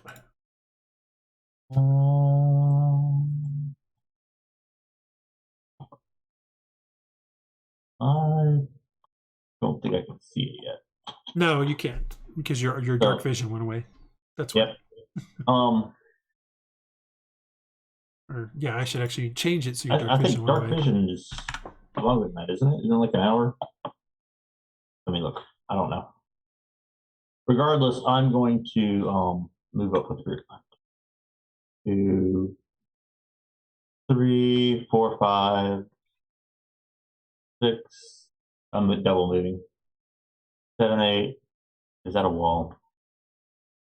Oh, it's I'll 8 go like hours. right there, and I'll stop. It's coming in, and tell them which direction. That's weird. That passive effect just went away after 1 minute, but it shouldn't have. That's all right. You actually see it on your way through there, by the way. At least you will when I put your dark vision back on. Oh, that's good to know. It's right there. Oh, well, then yeah. That way, point that way, and then we'll go like here instead. I'll go to the edge and then point it out and then run back this way.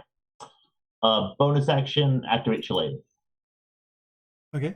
And we'll do that, and I'm done. All right. The orc finishes tying up the thing and turns and in sort of broken Dwarvish again says, "They just need food. Do not be worried. We will leave them tied up. We will explain once the other returns." That's all he does. Morgoth, you're up.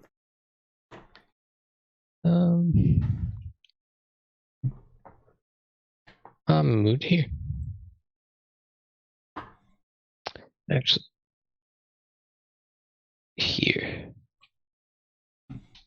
And that's it for me. Okay. Top of the round, Andal cannot see the ogre. So he will again do a skill where he stealths. And if he sees the ogre, he will shoot it. Silva. All right. Is the ogre somewhere close? It's closing. Is it on the map? It is on the map. I didn't tell Doesn't you the mean direction. you can see it. Artemis showed you a direction. Showed me And you can hear it now direction. because it's shouting. It's like, "Arr! Marga!"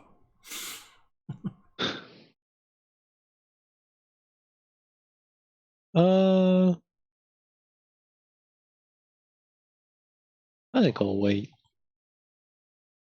Okay. Yeah, I'll just chill. Okay.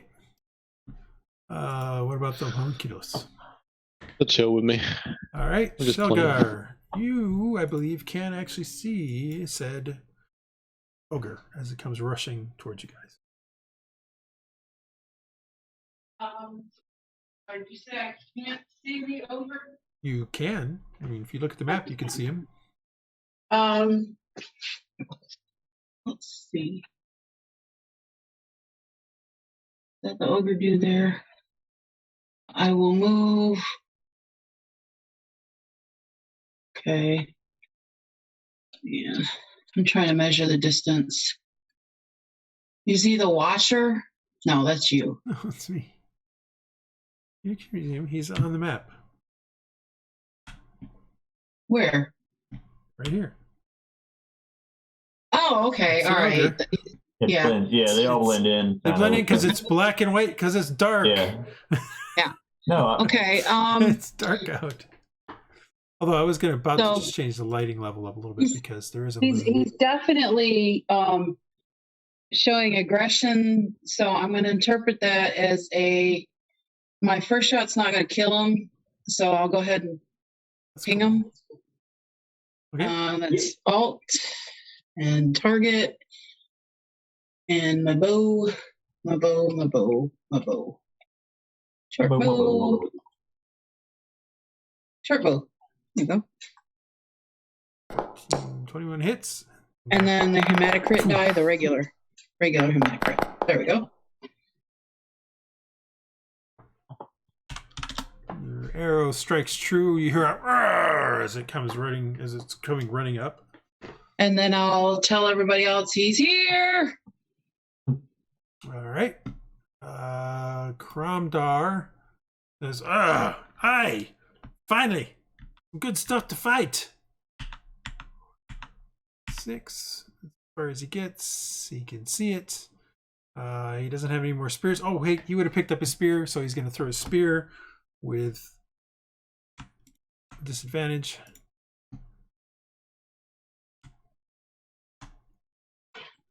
and misses because he keeps throwing it from a very long ways away. And it's like, hey! Sure he's not a barbarian. He's got that barbarian attitude going on. He's like, why can't I hit these things? Owl's turn. The owl will just stay where it's at, flying around. It's fine. Okay. Ogre's turn. Ogre moves 1, 2, 3, 4, 5. I believe Andal can see it now. No, not quite, but as soon as it goes over to here, he will be able to. 6, 7. And Andal fires his bow at it.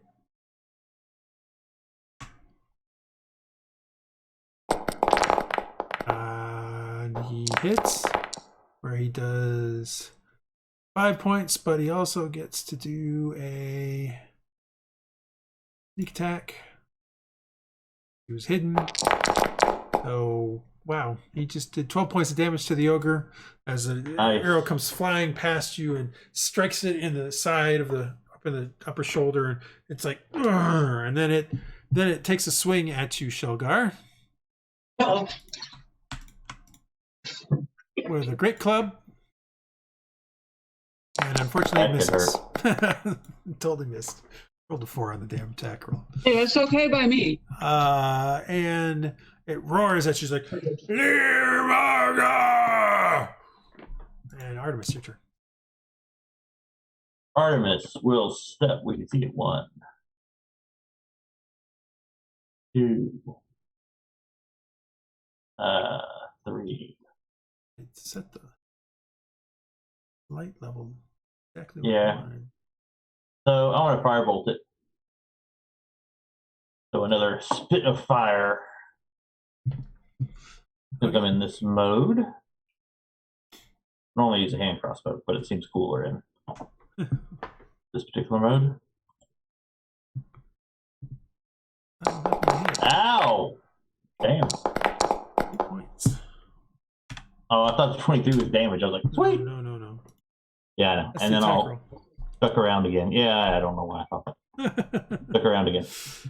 The orc moves forward. 1, 2, 3, and says, I know. Mara, you know. And the ogre kind of looks at him, and he's like, Roundar smash! It's basically the best I can say. Best I can do for that one. The orc doesn't do anything else though. Morgoth. Hey.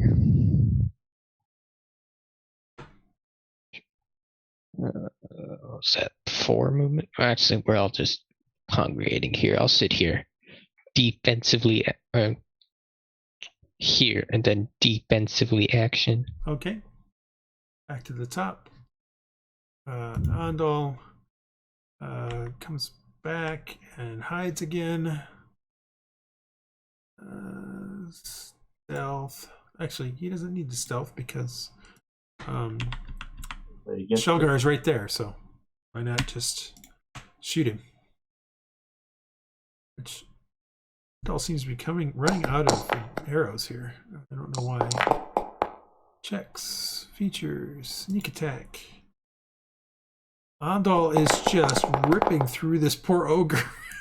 Rogues are mean. With another strike in the arrow hits him in the other shoulder and partially sticks out the other side. And this is an ogre, and this arrow is, in comparison, like you're barely seeing a little bit of fletching on the front side and the head of the arrow on the outside. That's how thick this guy's shoulder is. He's like, Argh! It seems to enrage him even more. So let me get this straight. If Andy's character would hit, he'd actually do something? Well, he's taken out most of this ogre by himself. I know, right? It certainly doesn't hurt that there are people around the creature, though. Oh, yeah. Usually he is not trying to do this with people around the creature. Silva. Well, let's see here.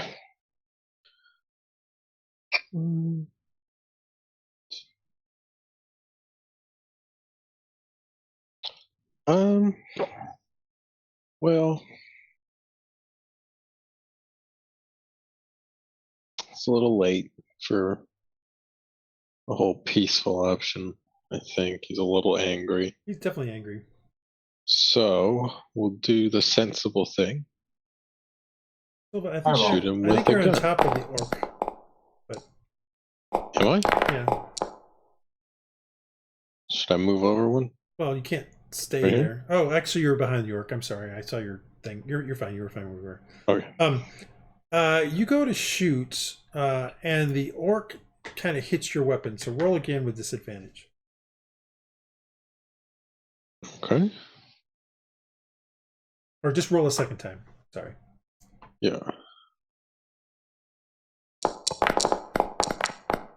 All right, you would have hit either way. So,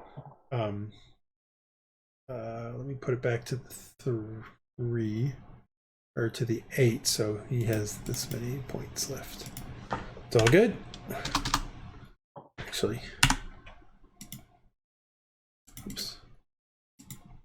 After he does that, I'll put my gun away. My bad. All right. The homunculus. Well, since we were just told to chill, he'll just. Well, he scoot just up tried to and stop you watch. from shooting it. That's all. I mean, he didn't say anything.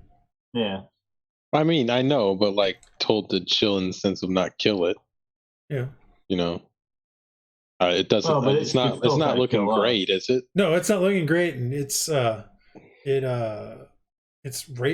sort of raging, like, but it's also got blood dripping down its chest and Yeah. arrows So through a couple shoulders and a force Sealgair- attack, I can't make non-lethal, so yeah. I don't really want to kill it. All right. Well, Sealgair, it's your turn. Who's probably gonna take it out? So I'm going to disengage from him Okay. and run over to the bound ogre on the ground, his Okay. wifey wife. And I'm positioned like just behind her and point my arrow right at her. Okay. Actually, that's probably. Let me see. I'm trying to find a better spot. Okay. Yeah, that's probably good. And yell, "Stop!"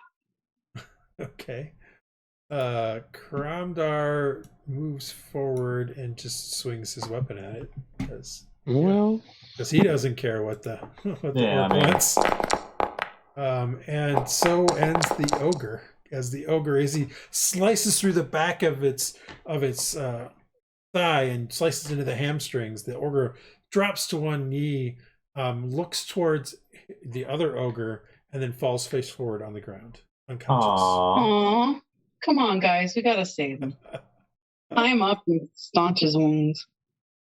Well, we do have the whole "they could eat us next time we come through" thing. Yeah, but I'm trying to learn a better me. And we'll So pop I out at of least got to combat. make the attempt. You'll be marinated better. So you. And Kramdar like does that, and he's like, yeah, and he kind of slings it, and then he lifts his battle axe up like he's gonna swing down again on the creature. Anybody gonna stop him? let's stop there. Stop. Stop. They can teach us stuff. Let's Learn. stop this. there. All right, so you go over there and stop Kramdar, it. And it's cease. like, we should kill these. They are not good for the ecosystem. What are you talking about? They're Do part you of know the natural anything about the ecosystem. ecosystem at all? They keep the They orc eat- population down. They eat too much. They're eating far too much. I'm sure that's why some of the bears have been missing around here. And you can see there's a bunch of bear pelts in there, by the way, Morgoth. We went in. They're an abomination. The orc says, misunderstood they are. In Dwarvish. And Kramdar's like, I don't trust you. Kill them. Kill the orcs. Kill the ogres and kill the orc. You'll have a better That's time not- of it. That's not who we are. We're trying to promote understanding and Understanding. If you knew what they had done in the past, you wouldn't try to be promoting understanding. So Well, if we killed every person for what their race did in the past, we'd have a lot less populous planet. I thought you were going to have a lot less trouble. What the hell's a planet? Or whatever we're on, this island thing. You know what I'm talking about. Oh, it's a planet. Insert proper terminology. All right. He kind of puts his axe down a little bit, walks away past everything to the fire that's going on up here, and just shaking his head and mumbling to himself. Are there any more chains around that we could tie this one up with? The orc looks around. He's they're to the. Actually, you're speaking in common, so he doesn't know what you say.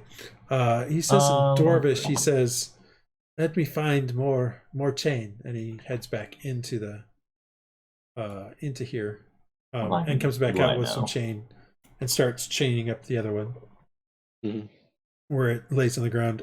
Is anybody going to try to staunch his wounds? Yeah, I'll staunch his wounds. Otherwise, do I have medicine? Let's see. Oh, he actually made a death saving throw. That's a first. Okay, I'll do a medicine check to try to stop the wounds. All right.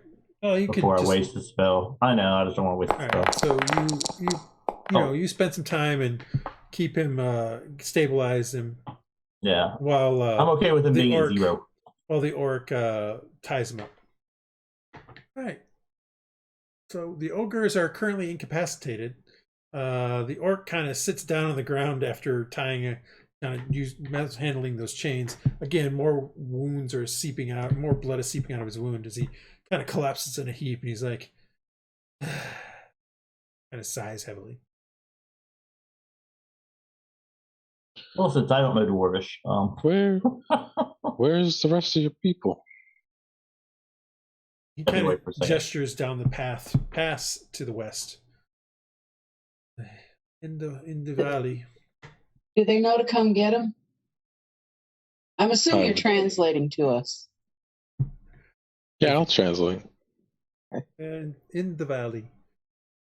I will head to them in the morrow. Do you have what you need to make the night? There's a campfire behind us. And he wearily gets up and heads into there. So it's kind of where he was before. Which is still close enough to the campfire to get some heat from it.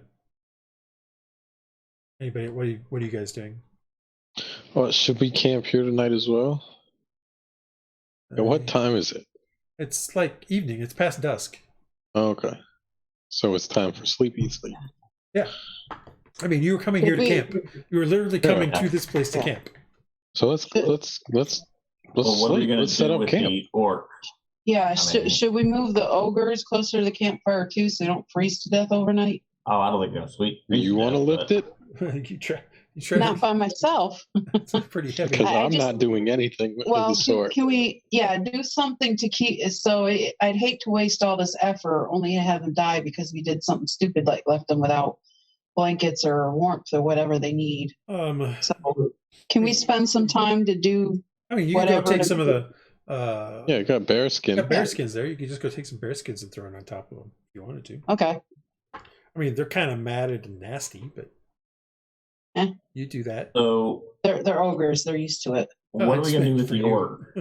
I mean, one of us is going to have to watch him at all times because I agree. He may have the best of intentions, but at the same time. Yeah, absolutely. I mean, we're going to keep watches. Yeah. Yeah. So the half orc says in broken common, "Understand, I do." Oh, so he does understand common. Yes, he was speaking it before. No, I thought he was from Dwarvish. No, he was talking Dwarvish. But at the very beginning, he spoke broken common. Yeah, I don't think I heard. Yeah, I did. My owl heard that. Yeah, you heard the kill not or no kill. Kill not and then cut me. And then cut me. Not at him. He doesn't know all of the words. He just knows. He knows some. He knows some.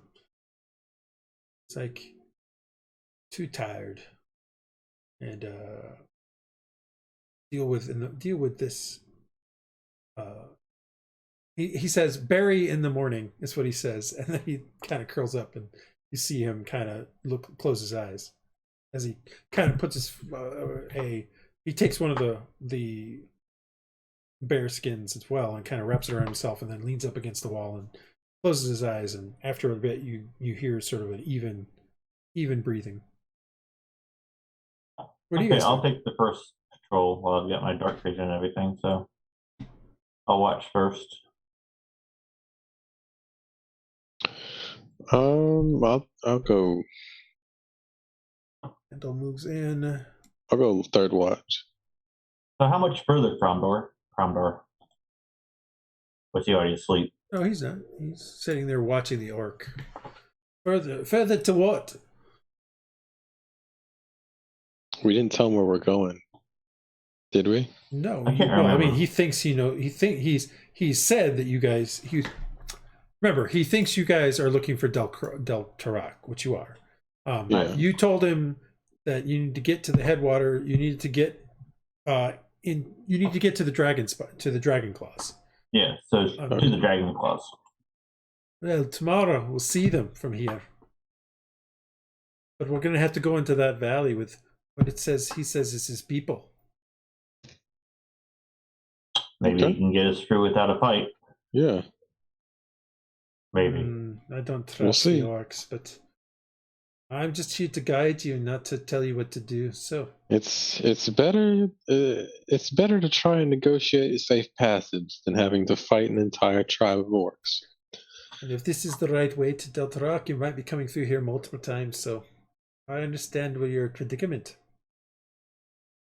Need consistent safe travel, and if we can negotiate that now, it's all for the best. When he said Deltarak, who's got the highest passive perception? I have a 14. Not me. You did notice, Silva, that the orc kind of adjusted. Not that his breathing changed, just that he seemed to, roll in his sleep, so to speak. Mhm. But at that time, so it's a bit interesting. I'll note it to ask him tomorrow. All right. Well, I'm taking third watch, so I guess I'm going to sleep. All right. Yeah, I'll take first watch. All right. So Who evening do has I- fallen. Evening has fallen. You guys kind of sit around this campfire that's already been pre-made. Throw a few more chunks of wood on it, and start trying to get as much sleep as you can. The place reeks. It smells of wet, nasty ogre, whatever. You can also smell. There's a slight undertone of decay, like rotting flesh from somewhere, but it's not in the thing. It's not super strong in here, but you can smell it from around here somewhere. You eventually, one by one, you fall asleep. Artemis, under the full moon of Verdine, which is not a small moon per se, but Right. but it's not as large as, say, Lenari. So you have a slight amount of light. This is why I wanted to try to change the lighting value. Well, I had the dark vision still, so. No, I know, but I could bring it Yeah. up a little bit, as I guess where I was going. Darkness level should be like maybe that, with a slight redness to it.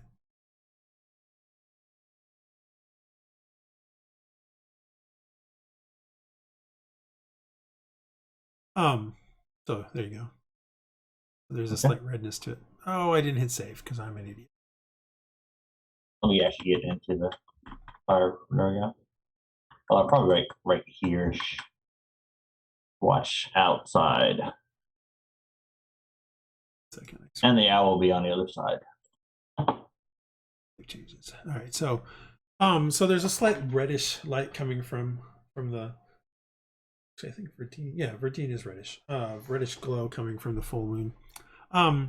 You and the owl watch, and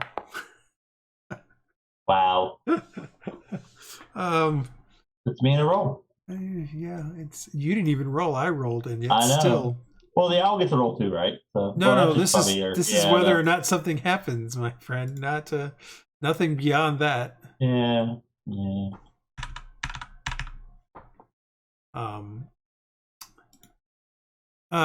Give me a perception check. My perception. Oh, well, that just did a bad thing. Hold on. I did something I shouldn't have. Does the owl get a perception check too? Yeah.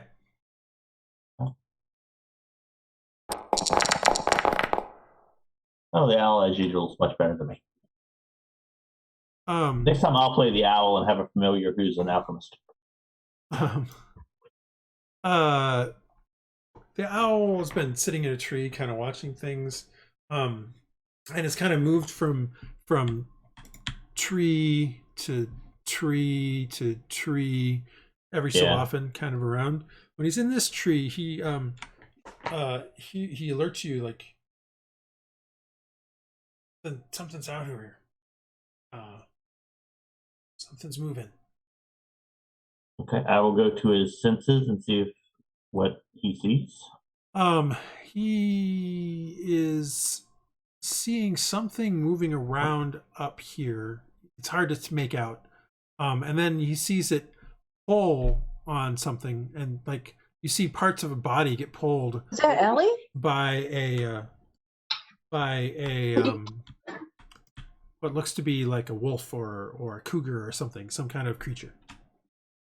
Seriously, why do the wolves love me so much? It may not be a wolf, it may be a cougar. Yeah, it's hard to tell currently. So he will fly around and try to get a better look. All right. But at a higher, so he can't be like still trying to be stealthy and not at 5 feet off the ground if you so he's kind of flying, so he does still make noise. Unless you want. Yeah, no, I know he's gonna make noise, but he's an owl, so. Do you want to give him a stealth check then? Okay. All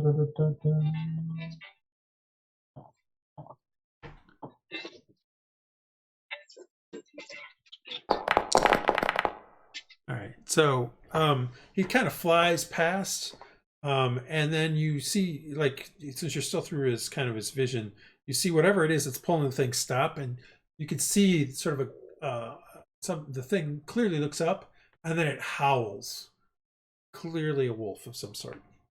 Yeah. And that's when you notice that there is another 2 or 3. There's another 3 or so in the bushes around here.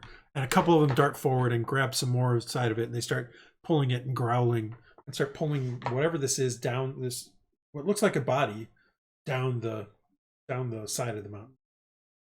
Well, circle of life. I'm just gonna let that. He'll stay in that area. Probably his dead comrades.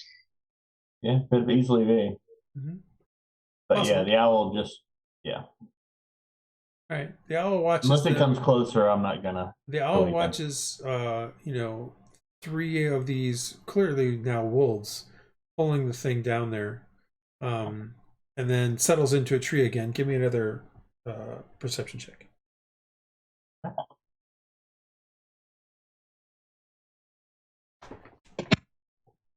gonna try this. That was not very good. No. Oh, it didn't roll with advantage. I tried the alt roll with advantage thing and it didn't. Well, no, you have to click on their HUD. I'll click on it first. Okay. Yeah, you have to alt and then click. Okay, well, because I can click on the perception and then do the old way too. Yeah, you're right. I mean, I'll get used to it. I was just trying it. For the most part, you should be trying to do everything through the HUD. It'll be much faster. Yeah. Oh yeah, definitely. The owl doesn't notice anything else, but you should give me a perception check as well. Okay. Because I'm on a different side. Oh, where am I? Click Artemis.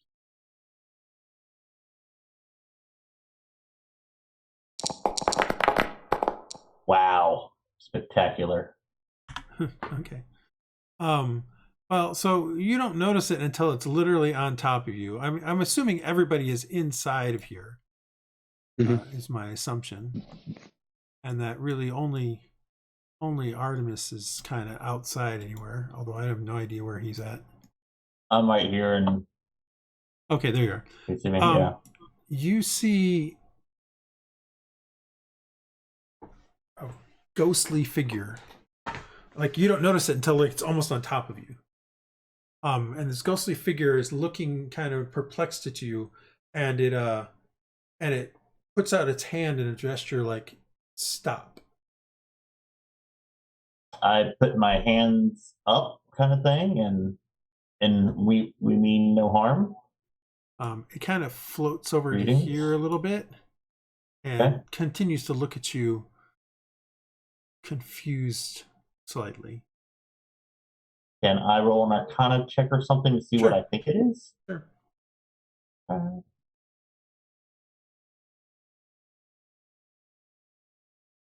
do I not It's have also not that? that Good roll then. right. This is clearly some kind of apparition of some sort. Is it human looking or It's humanoid? It seems to be about dwarf sized.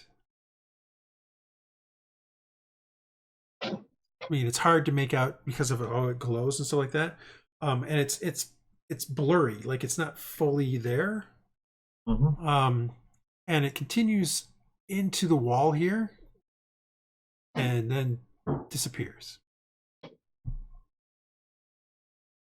Okay, I'll go into that room and see if it's. Well, I mean, there's no room there. It just like goes into the No, wall. I know, but never comes out the other side. Is what I'm saying. Yeah, no, I know, but I wouldn't.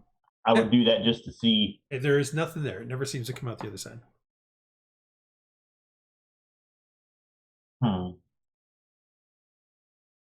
I actually don't think I've chosen any languages, but anyway, okay, I won't wake anything up, but I will definitely sit there and watch. Yes, you I'm have. gonna You have assume Druidic and Gnomish. That's what you have. Okay, where are they? Are they in spells? No, they're under attributes. Oh, okay, there we go. It's in the wrong place. There we go. Yeah, I'm going to assume this is like a guardhouse, right? Well, it was a tower of some sort.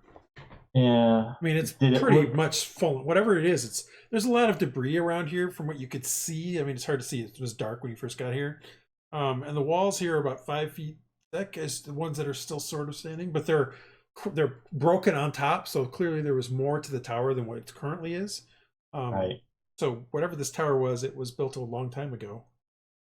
Was the dwarf form an older style dress? Or would I know? You can give me an intelligence check.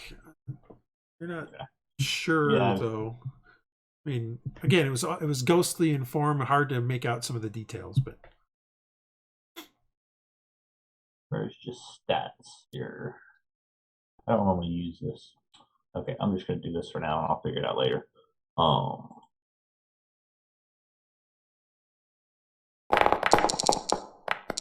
Yeah, I mean, there it is. Check. There's nothing really.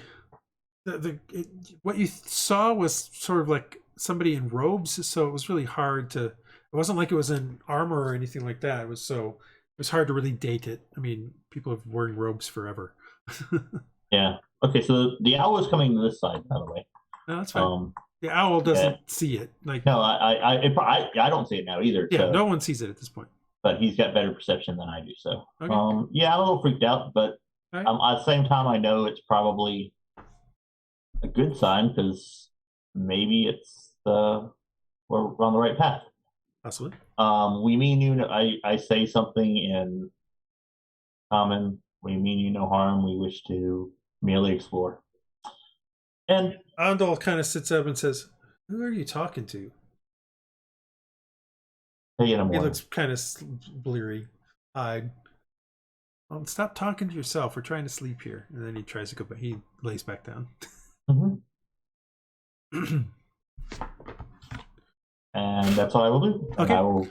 The rest of your time seems to go by without any incident. You don't see the thing ever again, even though you kind of keep checking that area every so often. Who is next on watch? Who do you wake up next? Who said they wanted to be on watch next? If nobody says it, I'll be on watch next. Okay. I'm on third.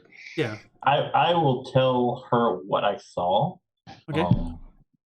I believe there's the spirits of the dwarves are here, which is on a good side, probably. Or maybe we're side. on the right track. Or it could also be where it told us it held its hand up to stop. But it didn't. It just like stopped moving, and then it looked at me curiously and then went into the wall. So just be aware, and we can discuss it. I don't know if I'm saying it's really outside and quietly, like pulling her outside of the. Okay. So Cromdor can't necessarily hear it. Well, Cromdor looks like he's asleep, so. Well, I know, but. All right, no, that's fine. Still, yeah. And then I'll go to bed. All right. All right, Sealgair. You. Oh, that was close. You watch the. You watch the moon. You look around. Occasionally, you look to where he mentioned that it went in and didn't come out. At one point, you're like, think maybe you see something, and then you're like, nah, it's just a trick of the light.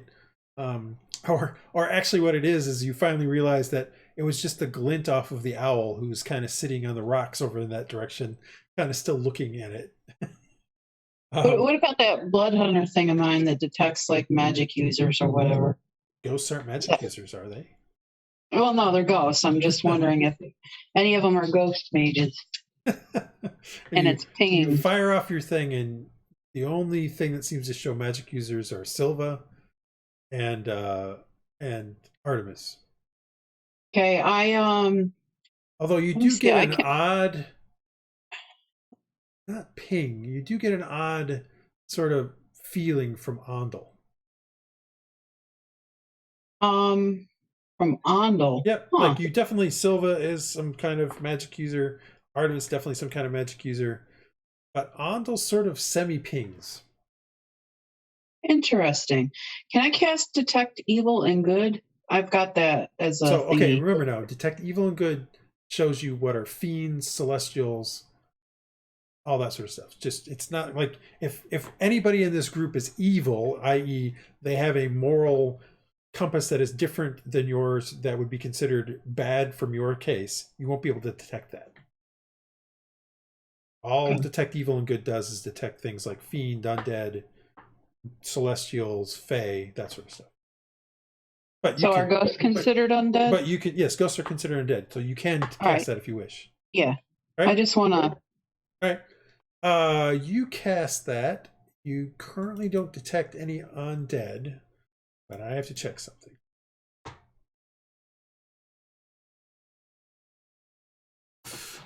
In fact, I'm gonna have to look. I think it does do sanctified or. Yeah, I mean, there's a few other things, but it's not like if somebody's like, if there's a human warlock who wants to eat your brains, it's not going to detect. Oh no, it won't do that. It's all I'm trying to say. Unless they've changed. To place the template? No, you don't have to. You don't have to. Okay. You're just looking around. I have to check something. Yeah. How do I cancel it? Like it's got the thing in it. Oh, just place it and then it will kill it. Okay.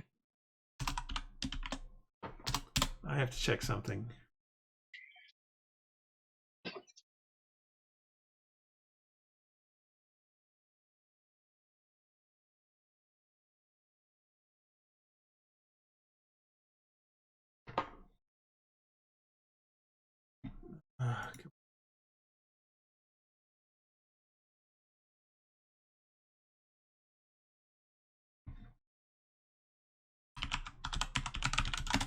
Trying to figure out something. Something may ping. I just have to figure it out.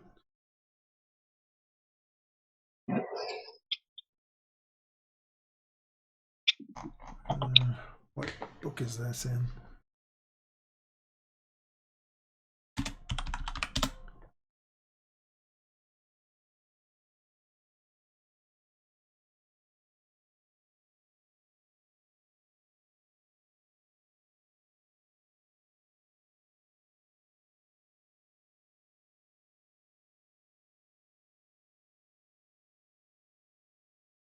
Oh, that's not what I'm looking for either. Sorry. I just have to. I don't understand why I cannot find anything.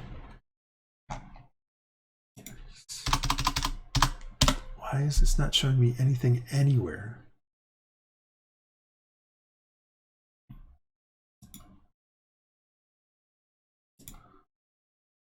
Oh, actually, there's the thing I'm looking for.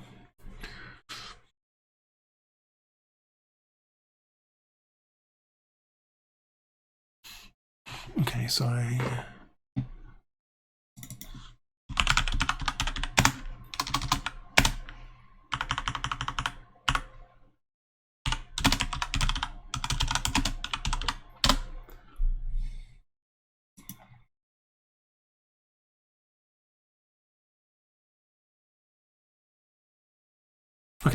No, nothing pings. Okie doke. Sorry, just took me a moment. Yeah, nothing pings off of anything during the period that you have that active for the 10 minutes or so. Don't forget to Undo everybody. undo everybody when you're done, but it's all good. I mean, you don't have to do it right this second. No ways, nothing's really going on. And the rest of your, for the most part, your thing continues without issue. Who's next? As you wake up the next person. Silva, you wake up with Silva. That's me. You wake up Silva. Do you tell her anything or anything like that, Sealgair, or? No, just that I might have thought I saw a couple things, but you know, nothing eventful. Right.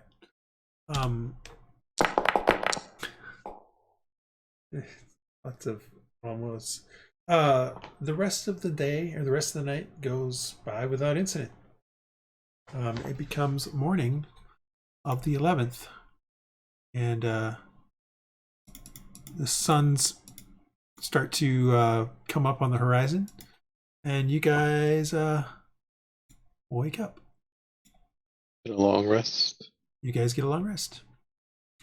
Hello. As you wake to the two ogres actually starting to wrestle against the chains.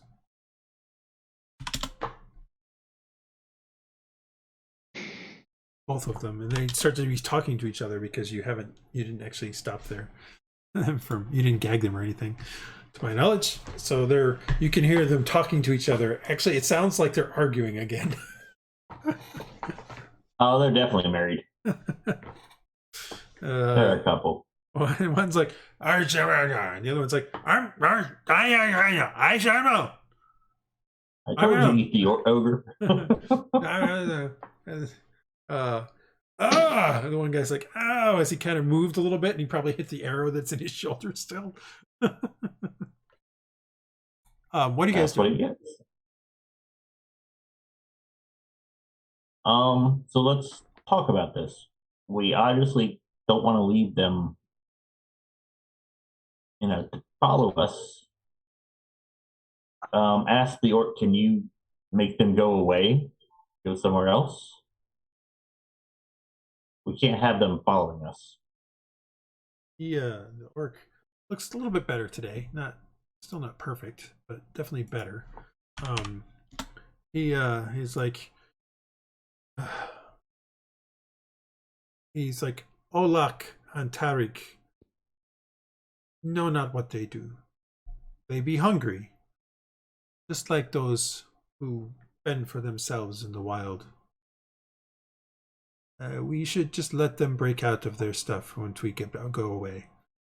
I am disappointed they eat my patrol. I should think so. I would treat that as, do you slaughter the wolf because he eats the rabbit? You live and let live, and as long as he's not attacking you, you don't pursue him. But the orc looks at you, Sealgair, and he says, wolf, rabbit, yes. Yeah, I can relate. Looks funny logic. Awesome. Yeah. Yeah. So, I mean, you guys have a different conundrum, which is you might have to come back through here. So do you? Yeah, exactly. That's one of those.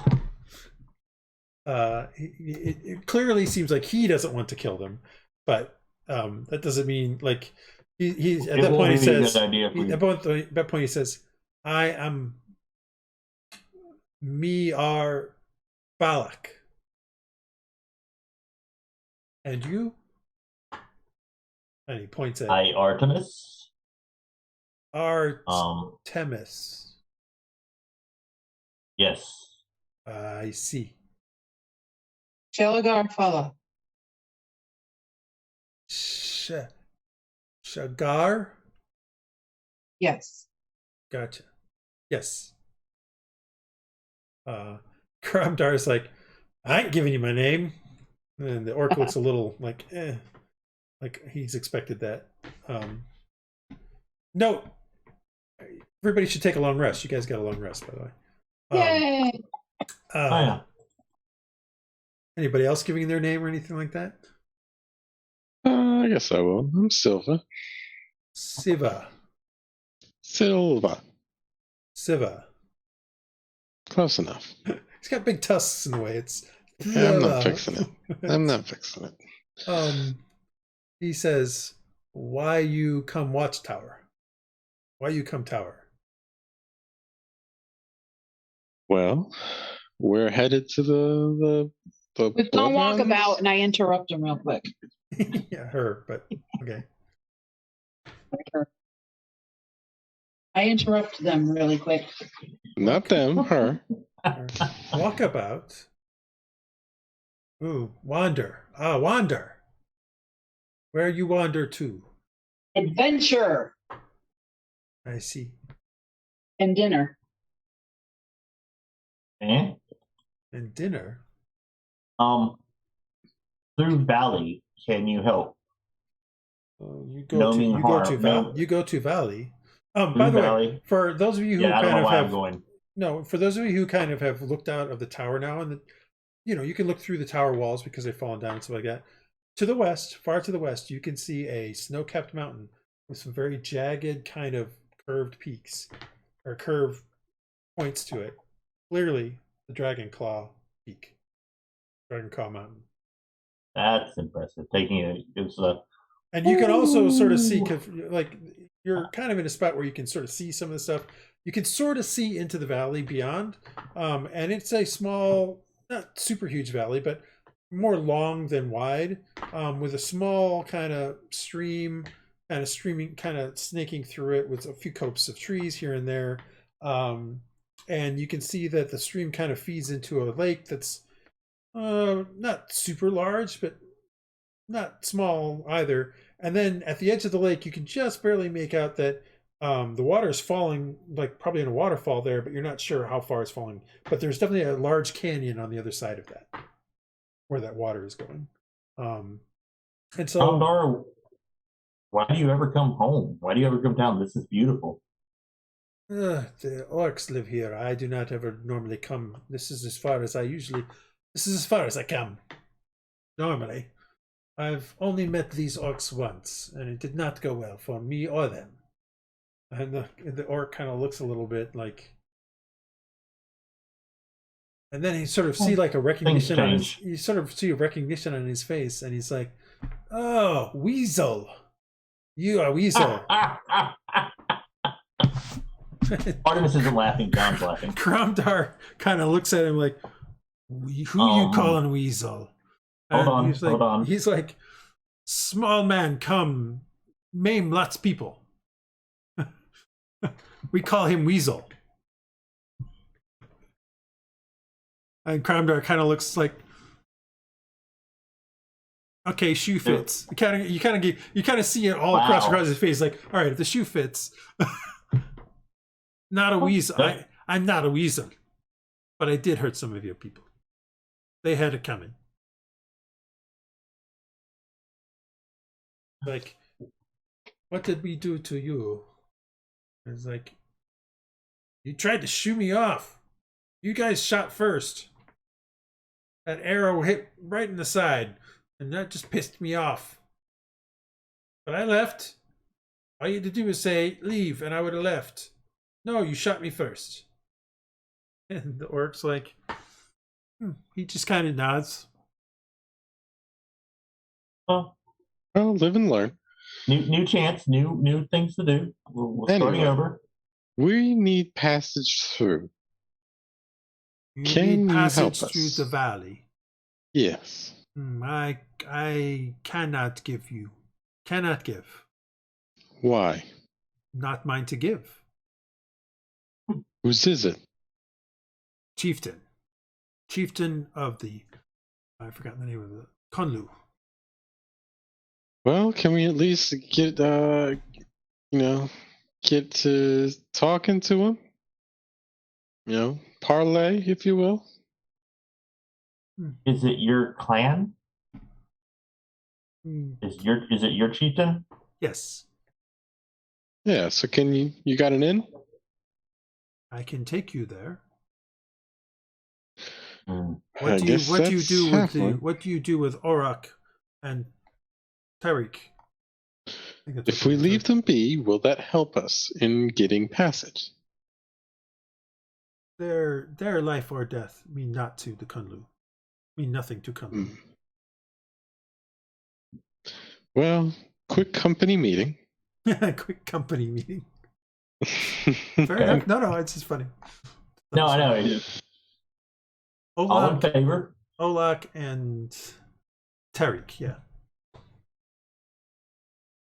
Well, what do you guys think? About which part? All right. Killing the orcs. Or not the orcs, You mean the ogres? The ogres, yes, the ogres. I mean, you can go try to Not kill the the orcs. orcs too if you'd like, but No, I think the ogres. We'll start with the ogres. We'll go from there. Do you guys want to kill the ogres or not? I think they will be a problem in the potentially in the future.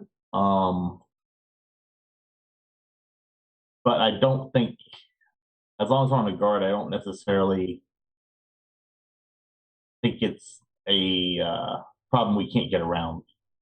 But I mean, if we kill them, we kill them. It's definitely. I think it would do better with the orc with him if we didn't. So if we do kill him, oh wait, we're talking common. Do we move away? I'm saying it really quietly. Yeah, we're moving away. Yeah. I think we moved away. While you guys should are do it. doing that, Balak seems to come out of a thing and starts heading around. You're not sure where he goes, but he Okay. leaves. He's probably burying. I mean, the dead. occasionally you see him through the thing as he seems to have gone north, and that was about it. To the north side. Okay.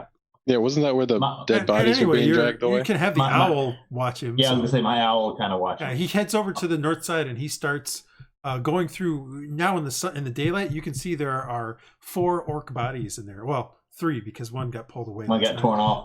But there are No. 3 orc bodies there, and he seems to be going through pockets and taking things from the various stuff. And, That's his circle of life. no, I mean, and like some of it like seems to be like.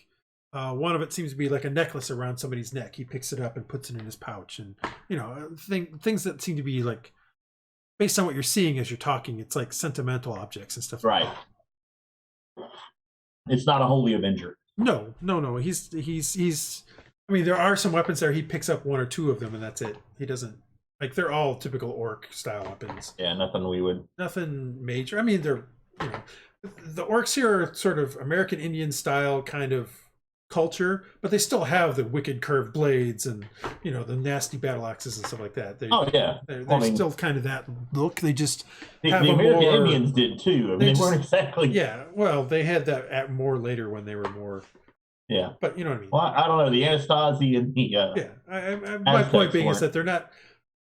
So far, you're not Yes. getting the gist that this is like the World of Warcraft orc or something like that. Gotcha. Where, they're always out for blood. Always at war. Yeah.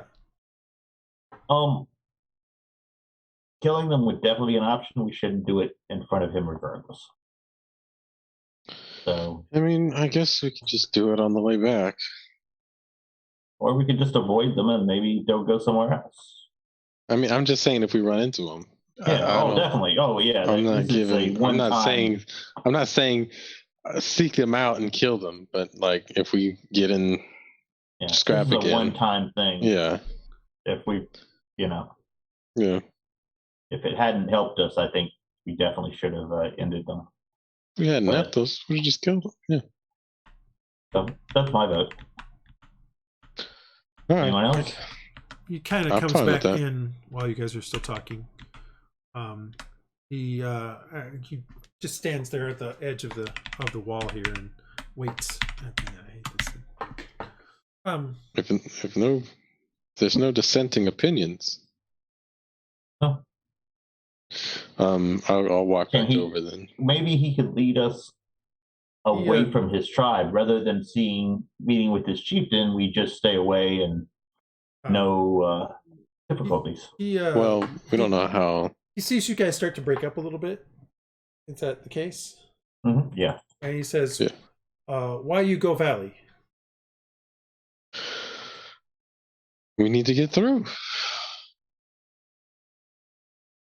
You go to other side, and he points. He says, "Come with me." He says, "Come with me," and I'll follow. he heads out more into the path. Why am I? Oh, right, because there's a. He heads out more into the pass itself, and then he points down the thing. And now you can get a little bit better view of the valley. He points to a spot on the sort of the northwestern side of the valley. You're facing more west, so the valley kind of curves towards the north, and he points more towards the northwest side. He says, "You seek pass over there. You seek that said pass." Can I get our navigator over here? I don't know who's your navigator. Isn't that the guy I paid 25 damn gold pieces? Cromdar. But I mean, Cromdar. But Cromdar only knows up to here, basically. Oh, so he doesn't know what your landmarks are. You've never told him what they are. So what is our next landmark? We found the what? You see the dragon claws at this point. So you've Isn't that where we're headed? The headwaters of the Tanelvar. You're now through the pass. You see the dragon claws. You want to you know that they came out of a pass near the dragon claws, but where he's pointing is not exactly towards the dragon claw. So another asking for. We're trying to get. Are we trying to get past the Dragonclaw Mountains? Is that where we're trying to go? No, you know that there is. What was the last thing? I have to find it. We're trying to retrack it. I've got it here too. Got it. Just don't have it open.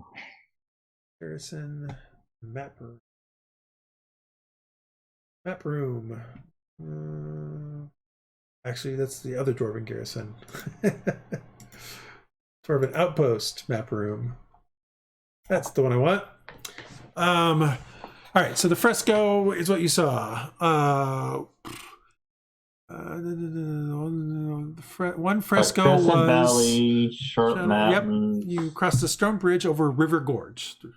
All right, so that was one of them. Squad leaves Del Torok, crossed the stone bridge over a river gorge. They pass through a crescent-shaped valley where the fresco shows them fighting some orcs and goblins. They pass through a snow-covered pass with a distinctive claw-like set of mountains in the background. So in the background, they're going over the pass. The claw mountain can be seen past them. So we're not going to Deltarok is not past the Dragonclaw Mountain. No, it doesn't seem like it. It was just something that it is a landmark. It's a landmark you could see during the pass that they went through. Clearly, that must be this pass. Was this a mural? It was a mural. It was a bunch of frescoes. Yes. So how large? Sorry, go ahead, bro. And you're good. Through the pass, you could see the pass. You could see the dragon claw, and behind these guys were think of it as a Lord of the Rings kind of. They're coming over the pass kind of thing, and with a picture going through the background. There's the Dragonclaw Mountain thing, and in the valley you could see a crescent valley. I mean, it's very cool. Based on what you can see right now, it's slightly different, but this looks like that place. That same pass. Yeah. So if you go back one more, the last thing they did was the last one you saw, which was the first thing they did, was they leave Del Torok and cross a stone bridge over a river gorge. Okay. So at this point in time, you're not sure if maybe it's that gorge that you see where the lake is falling into, or if maybe there's a gorge around the corner that you can't see because it's the crescent, the way the crescent valley makes it harder to see what's over on that side. Now, I guess that's not true. You're at the third of the four. The second one was them going through the valley. So they seem to have gone, it shows them in the valley, but you're not sure where exactly in the valley. Okay. Can we ask him, is there a way over I can see the river, right, over gorge. Is there a way over the gorge? Well, no. So like I was saying, there's sort of a crescent valley that's kind of curving as you're looking to the west. The valley curves towards the right, so it curves towards the north. Right here, maybe about a mile from where you're at, the stream runs into a lake. The lake. I wish I don't have this map made yet, unfortunately. The lake then falls over into a pretty deep canyon. From here, it looks like it's a pretty deep canyon. It's hard to tell exactly. So you're guessing that maybe that river falls maybe at least 100 feet, maybe further. You'd have to get down there and look. But if you follow the stream along the curve of the valley, you can see that, sure enough, where he was pointing, there is sort of like a notch in the mountains that maybe would be used as a pass, but you can't see all the way to the other side of the Crescent Valley. Like you can't see to where the stream comes from. It curves around, so mountains get in the way, and you're just not sure what's beyond there. If nothing else, we can explore it. I mean, this is kind of an exploratory, so we can. So I'll say, yeah. He pointed to the one we're trying to go to, right? You don't know where you're trying to go. The one. Well, I know, but like the pass that he pointed looks to kind of similar. He pointed to a pass, but it's Right. not. It's not the same. It's like, again, where you're currently standing seems very reminiscent of where the second of the Thorfrestos showed. All right. Uh-huh. Whatever that pass is over there, you're not sure if that's a pass that you need to take, but it's clearly not going in the direction of the Dragon Claws. I mean, Okay, so it's going west. The Dragon Claws are more. The Dragon Claws are more northwest, and even this path is a bit northwest, but it's not in that same direction. And in that final fresco, where was the Dragon Claw mountain in relation to the? No, this is the only place where you ever saw the Dragon. Where Claw. you had that reference. So gotcha. The other two don't have necessarily the same frame of reference. You just, other than a bridge over a river gorge, which is what led out of an entranceway into a mountain. Now the walls on that entranceway had 3 interlocking triangles, so you believe that that's probably the symbol of Delta Rock. So if you found that anywhere, you would probably know at least you're in the right direction. So I'm gonna ask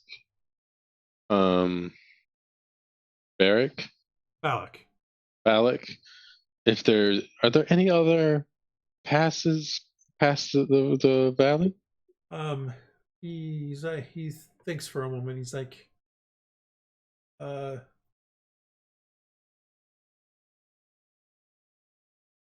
Down Gorge, Fall Down Falls. And he kind of it's not ideal. Yeah, that sounds like it. So this is the only way you know through? Yes. Can we get? Oh, let's do an insight on that. Yeah. Okay. Do your insight. I would also like to roll an insight if I may. Yeah, you both do it individually. As this is not something you can help each other with. Oh shit. God. Silva. He's hard to. Well, let's start with Artemis. Artemis, he's really hard to read. I mean, yeah. You're not under like the teeth, the big teeth in his mouth and stuff like that. You keep your eye just keeps getting drawn to it. Maybe it's a primal thing. Maybe it's something to do with other things that we shall not name. Right. You're just not sure. Silva, you do notice a hesitation before he said yes. Yeah, that's what I caught in your voice. Not I know. I'm trying to give you guys. I was gonna say. Trying to give you guys cues for when you should do things like intuition and stuff like that. Now, or insight. Last night we had a conversation that involved a location called Delta Rock. Does he react when I say it? No, he doesn't. Not this time. It seemed to me. And you're not sure he did it last night either. I mean, it seemed to me like you recognized it. Do you recognize? And I'm watching him as he does this.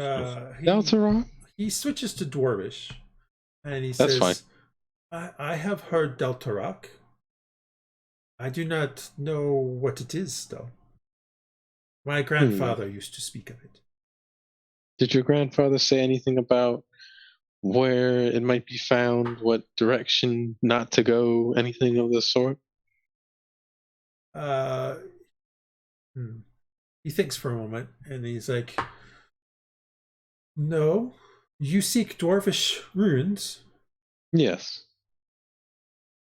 There is dwarvish runes in the valley, but again, I cannot give you access. Yes. We understand that. You What must speak did your to the chieftain. What did your grandfather say about Delta Rock? He told me tales.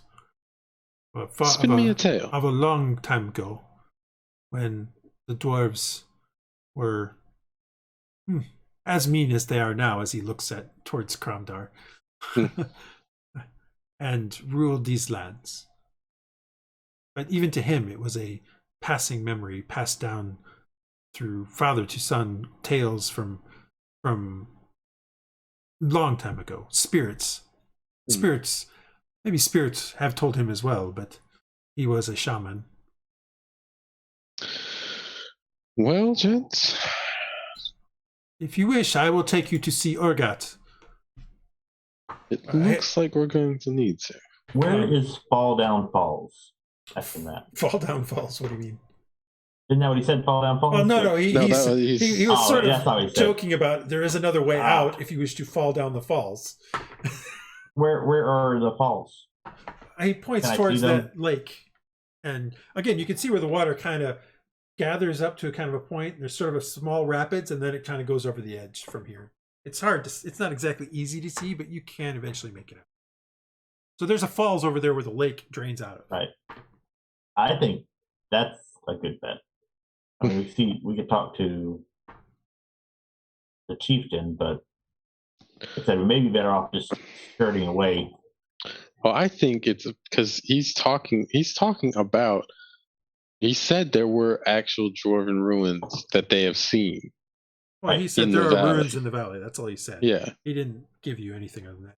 I will also remind you that he said that he cannot give you passage into the valley. That's why we need to talk to even if you just wanted to go to the lake by yourselves and try to avoid the thing, we're gonna have to talk to the chief. Yeah. No, I'm not saying you have to. I'm just saying I think it's a good idea. It's a fight if we don't. Yeah, possibly. It's still potentially a fight, but yeah, but it's more likely we'll get confronted just trying to cross, without talking. Like I said, I'm okay if we want to.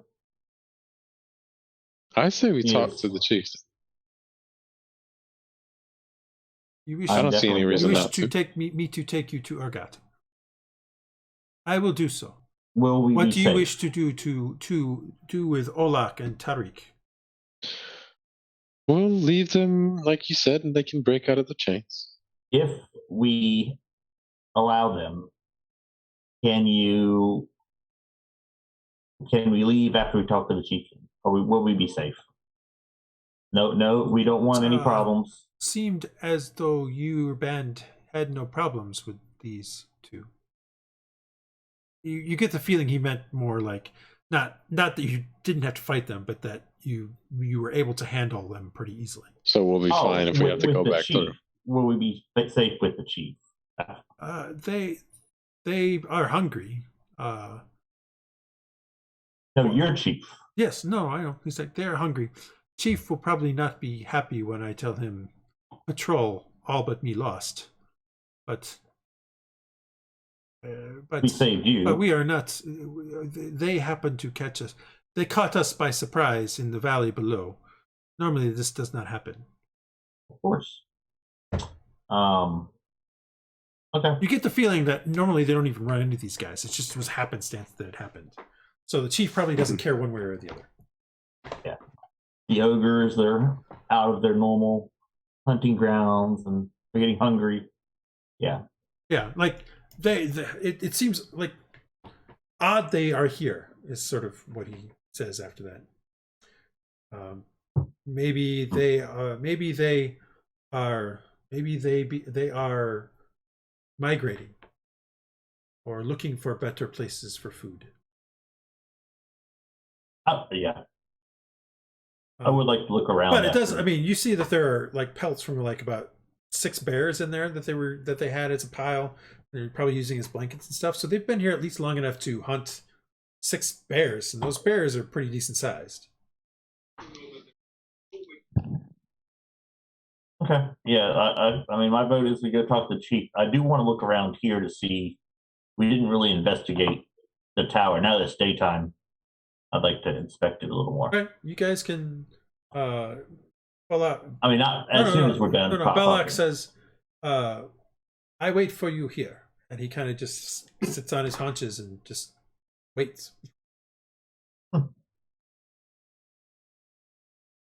You guys head back into the tower? Yeah, I will. Yeah, I'm going to. Okay.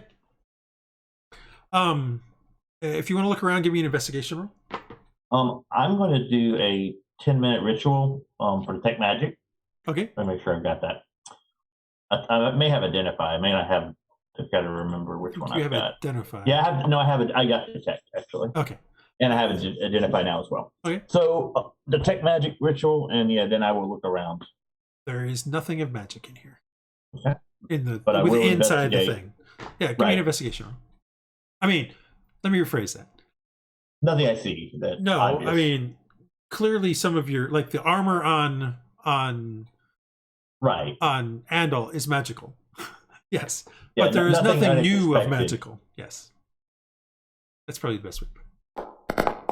Hey, decent roll. Investigating around, it's pretty clear this tower is extremely old. But you don't get the feeling that it's dwarven made.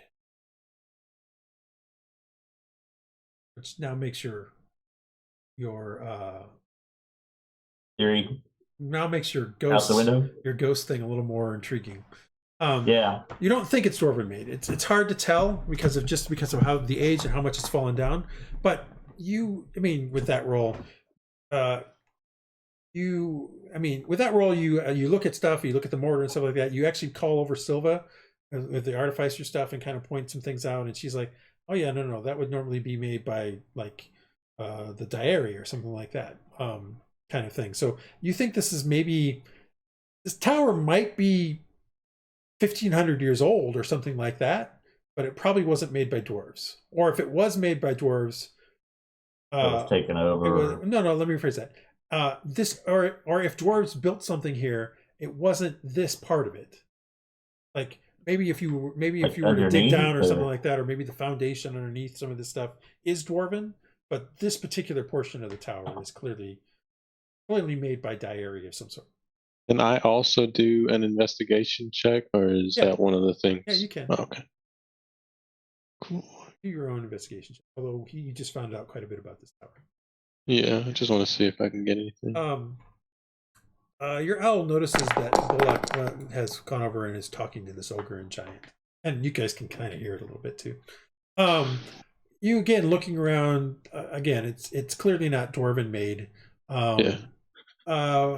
But I will give you like something. Artemis was more focused on the tower and what it was made from. You actually happen to notice that some of the stone here in this case now looks to have been repurposed. So maybe something else was built here first, and the diary just took the stone and rebuilt and built something on top, built it using that stone. Okay. Because some of the stone, like there are some stone blocks in here that are slightly different than some of the other ones. And Artemis, you noticed it, but you were more focusing on how old this could be and whether it was dwarven or not, that sort of stuff. And so the incongruities of all this kind of make the two of you together kind of realize that the main construction is probably human diary of an age of long past. Some of the blocks are clearly made by someone else and have just been repurposed into this structure. And in general, most of it is just fallen down. Like based on the size, the width of the walls down here, this tower was probably 3 stories, something like that. Would be your guess based on the size of the thing. But again, probably built 1,000 years ago or something like that. So maybe it was only 2 because of the building techniques at the time. I'm gonna mention to Cromwell, like, so I think this is dwarven. Can you tell? This is kind of the thing we're looking for to see. You think what is dwarven? The tower or something? No, else? the rock, just the stone. He kind of goes over and looks at it. The way it's done. And this could give us clues. Trying to look at.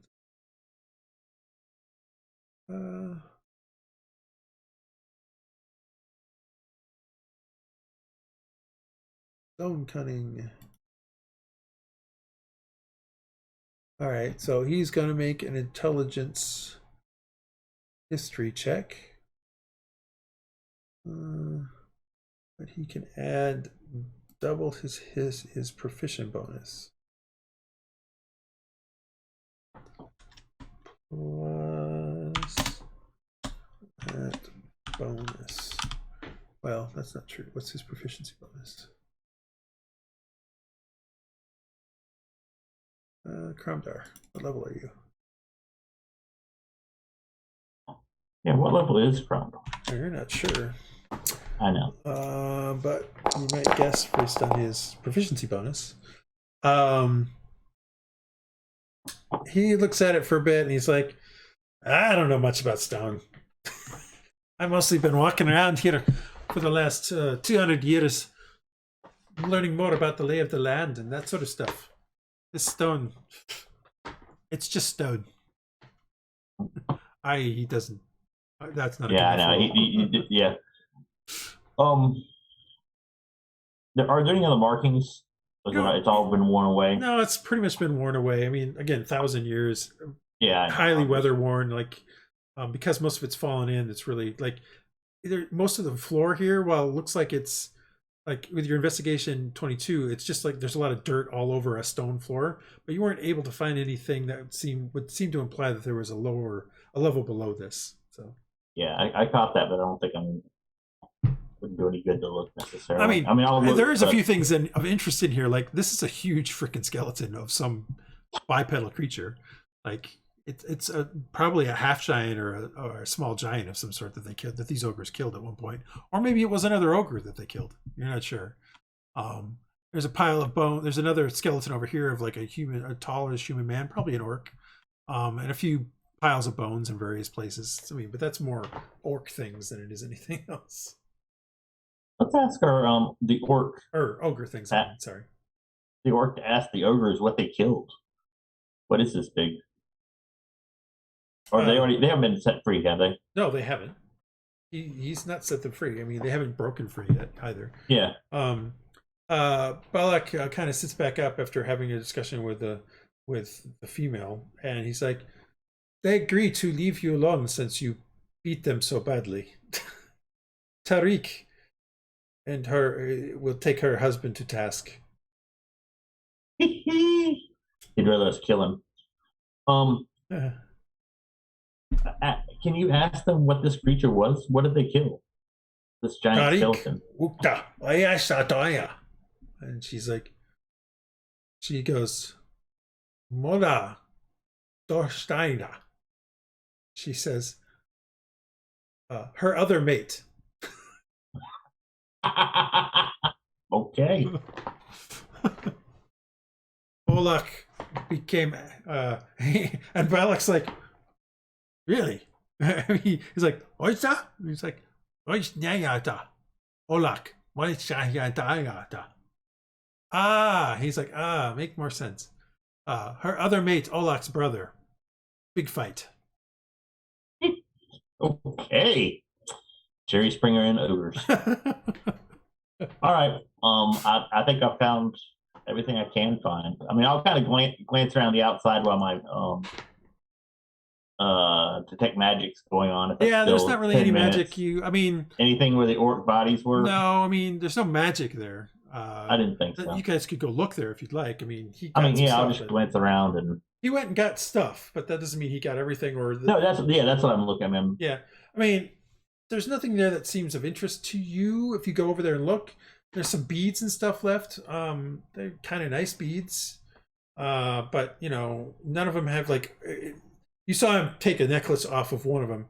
None of them have a necklace on anymore. So if the other ones had it, he probably took them.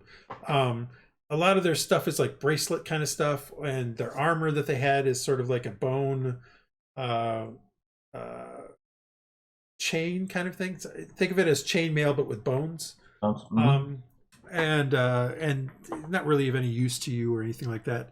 Like the beads might be worth something. They look nice, but that's about it. I'm gonna ask him. Maybe have these beads. Balak's like, you may. They do not need them anymore. Yeah. So I'll take the beads. All right, you get like what would be the equivalent of 2 strings of beads, is what we'll call it. Okay. We'll figure out what those are, Yeah. and okay. I'm always looking for herbs and that kind of thing. In fact, I'm probably bad about getting sidetracked at some point if it's a choice of. So, that's it for me. I'm ready to go. And it's pretty clear as you were kind of going through the stuff, those orcs have been gnawed on. Like, oh, well, I mean, I literally saw the. Yeah, they're missing. No, but I mean, like from the ogres themselves. The ogres? Like, yeah, like they're missing arms and legs and things like that. There's a big bite out of one of the torsos in one of them. Like, wow, they ate them, but they didn't do a very good job of taking off all the meat. From the looks of it. So maybe they just didn't find them very tasty, or who knows. Maybe they weren't. Well, if they'd been super hungry, they would have eaten it all. Yeah. Okay. What are you guys up to? I think we're ready to go see the chief. All right. So, Balak. Does Karamdar want to come with us, or would it be better if he? Karamdar is like, I'm still with you. Remember, I have to take you back home. Thank you. I just didn't know if you. And I wish I could keep my accent the same every time. I never keep my own accent always, so I'm certainly not gonna. No, it's just funny. Hell, I don't even have an accent. Sometimes, like, if I don't think about it, I get it immediately. If I think about it too much, I don't. Let's lead on, lad. He points towards Balak. He's like, don't trust him, but if I get a chance to look around this valley, I'll take it. All right, let's do that. Balak's like, follow, and he starts heading down the pass. Going down the other side of the pass, much easier than coming up the previous side. However, you don't go down quite as far. Like, you remember, I said it was maybe about 1,000 feet of gain when you came up the one side. It's maybe only about 700 or so going back down, 500 to 700, somewhere in there. You come down sort of in a little, not when you get down a bit of a ways, you can see that towards your right, which would be more towards the north, you can see is where sort of the mountains kind of come together, and there's a bit of a small stream coming from down there that eventually joins up with the main stream that's in the valley, probably from some glacial melt or some snow melt from up there that's still potentially still going. I mean, last night was pretty cold though, so it easily got down to freezing up this high, and given where you're at and how high you're up and things like that, like you're probably around the top of that pass where the tower was probably around 9,500 feet, something like that. So pretty high up. Not high up enough that, well, I really shouldn't put it that way. In this world, it takes a lot more atmosphere, a lot more elevation before you start to get sort of the elevation sickness that you would in other things. Fair world. Yeah, I mean, you can literally be on another higher set of Ayers and breathe fine. So there's plenty of atmosphere. I guess what I'm pointing out. But it is cooler. It is definitely cooler up there. Not quite as cooler than you were down in Tanovar, even though you're only a day out from it, day and a half out. You guys continue down into the valley. Go ahead. Orc friend, how long before it snows? How long before first snow? He says, we snow comes soon. A week, month. Before the large moon. How many moons? Before the large. Where's the large moon? Where is Lunari at? Before the large moon is dark once more. Last night, the Lunari was waxing crescent, so it's just past new moon, so you figure maybe about a month. Okay. Which is interesting, because we're on fall tide 11th. How can it just be just now past? Something's not quite right with something, but whatever. Should be almost... Oh, right. It's fall tide 11th, so it's almost to wax to first quarter. So it's almost first quarter moon. So you got maybe 4 weeks. Something like that. Okay. Good to know. Is when he's guessing. Sometimes earlier, sometimes later. Give us a rough guess, though. So that's... Yeah. He continues down in. You come down, and the lake is maybe about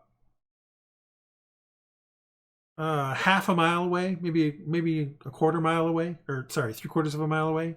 But he continues down, following what it looks like game trails or something like that, until he gets kind of closer to the stream itself, and then he starts following the stream. And for the next 3 hours, you guys just follow the stream. Looking around, it's a typical alpine style valley, but given that you're kind of in the midst of the mountains, it's actually a little bit wetter than what you see mostly on your side of the mountains. Clearly, this side gets either more melt from the snow or more rain year-round or something like that, because there's definitely taller grasses. There's some wildflowers even blooming still now, even though it's colder. And the grass is starting to dry out. Clearly, it's past its prime, but it's more than what you saw in the previous valley over, where you came up from Tanalvar. The only reason why it works there is because they can irrigate some of it from the river itself, and because at the beginning of the year there's a lot of rain to get the crop started. But the valley that you came through to get up here, there's no one's doing any kind of farming in. It was pretty much grasses and conifers and stuff like that, but not very much of that. But here, more copses of trees and things of that nature. You follow the stream until about midday, and you've been slowly curving around the edge of the thing. At this point in time, up ahead, you can see some faint tendrils of it, as if there was like smoke from a couple campfires up there. And you can also see that the stream is curved around more, and you can just start to make out what looks like a set of cliffs, which are sort of almost due north as it kind of curves around. So think of this crescent valley as starting going west, and it curves up and heads towards the north. Balak is like, are you guys asking Balak any other questions while you're walking? Otherwise, he's pretty much just staying quiet. I'll ask him, like, how long have your people been here? Have you always lived here? Many cycles. My grandfather speaks of his grandfather's grandfather hunting in this valley. Is the hunting still good? Good enough. We survive. We have meat when we need it. We have roots and vegetables when we don't. Berries in the spring. Not like the ogres where your food's harder to get. It's not as good as it been in previous years. This was a little, but he seems to be trying to find the right word. Not terrible, not great. Okay. Possible the ogres come from further north or from further east, where it is drier. Sure. Yeah, go ahead. What more can you tell us about your chief? Is it Morgoth, big man. Respect strength. I mean, we don't want any problems. We want to talk. So he no challenges or anything, correct? He respects honesty. Speak forthright. Do not lie like other outlanders do. Wonder where he looks there. He doesn't look anywhere. I mean, he doesn't look at anybody? No. Okay. Actually, yeah, he didn't lie. The other guy didn't lie, so that's true. He kind of like, oh yeah, I did kind of hurt your people a bit. Yeah, whatever. But I mean, yeah, he's just like, don't lie is kind of what he says. And he continues walking. It takes you guys about another hour to get to what you see is a camp. And it is a camp of teepees, sort of, what's the word I'm looking for? You guys have, I made it so you guys should be able to see anything or everything in this one, right? So, Oh yeah, the little dome. yeah, so little domes. It's not like teepees per se. It's more like domed tents and things like that. Like Zulu, like African. Well, no. It's very clear that these are meant for breaking down and being taken with them. Okay. So clearly, until now, you thought maybe they just kind of lived in a single spot in here. It's very clear at this point, seeing their homes, they're nomadic. Okay. Which makes sense. Pretty clear that they potentially move around to where they need to be for whatever they need for the hunting or whatever. And you can see a few more. You can definitely see several orcs. Kind of a few look up as you're coming, and Balak kind of stops for a second and he cocks his head and he says, "Ah, the patrols did see." And he turns around, and as you look behind you, you see that there's a half a dozen orcs kind of trailing behind you guys in the grass. Mm-hmm. Please follow me. And he heads towards these two tents, for lack of a better term, as you kind of follows down the stream. And as he does so, two people kind of come out. It's as if word of your passing came early, has gotten ahead of you guys. So the first one is you see this guy first.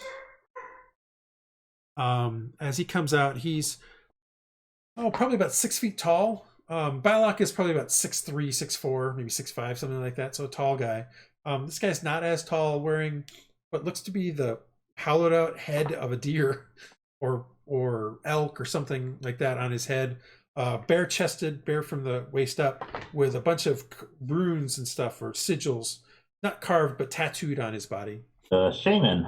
And behind him comes this guy, wearing a wolf's head on him, a little bit more armor, sort of these barred tattoos on his arms and chest that you can see sort of underneath it. And he sort of nods in recognition at Balak. And Balak says, "Wait here." And then he goes up to the one guy with the bars on it. He bows briefly, and then the what you assume is probably the chieftain takes his hand and pulls him into a warm embrace. And you see them saying some things together, kind of animatedly. What you've surmised is the shaman is looking at the group of you curiously, the six of you.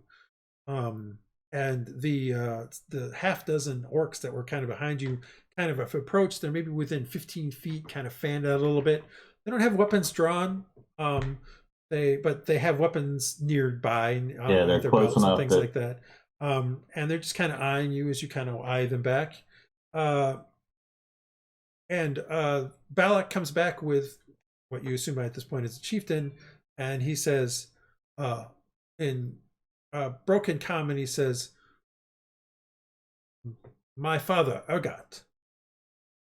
And we'll stop there for today. Okay. Yeah, I was about to. Brian, you get to get the conversation on this one, buddy. Oh, goody. You're the leader. Oh, am I? Well, I'll stop there. You guys have made it to the Kunlu camp, Kunlu village. woohoo! All right. I will have a map of the valley next time too. I know what it's supposed to look like. I just didn't get a chance to get to it this particular session. I was more concerned with making sure I had this map and another map that we didn't quite make it to. Cool tools. But yeah, you guys are making good progress. It'll be interesting to see how you approach this particular conundrum. Yeah, I agree. And when you figure that out, play it by ear. I mean, I think if we can pull it off It would definitely be great if we could. Like I said, he likes the honesty thing, so maybe we should be honest about it, but convince him that we mean them no harm and it's only us type thing. We only intend it to be us, so it's not the whole colonial invasion. Even though that'll probably happen if we do find the ruins and it ever gets out. Yep. So. Cool. All right. Well, until Well, next time. thanks. Yep. Have a good Enjoyed one. it.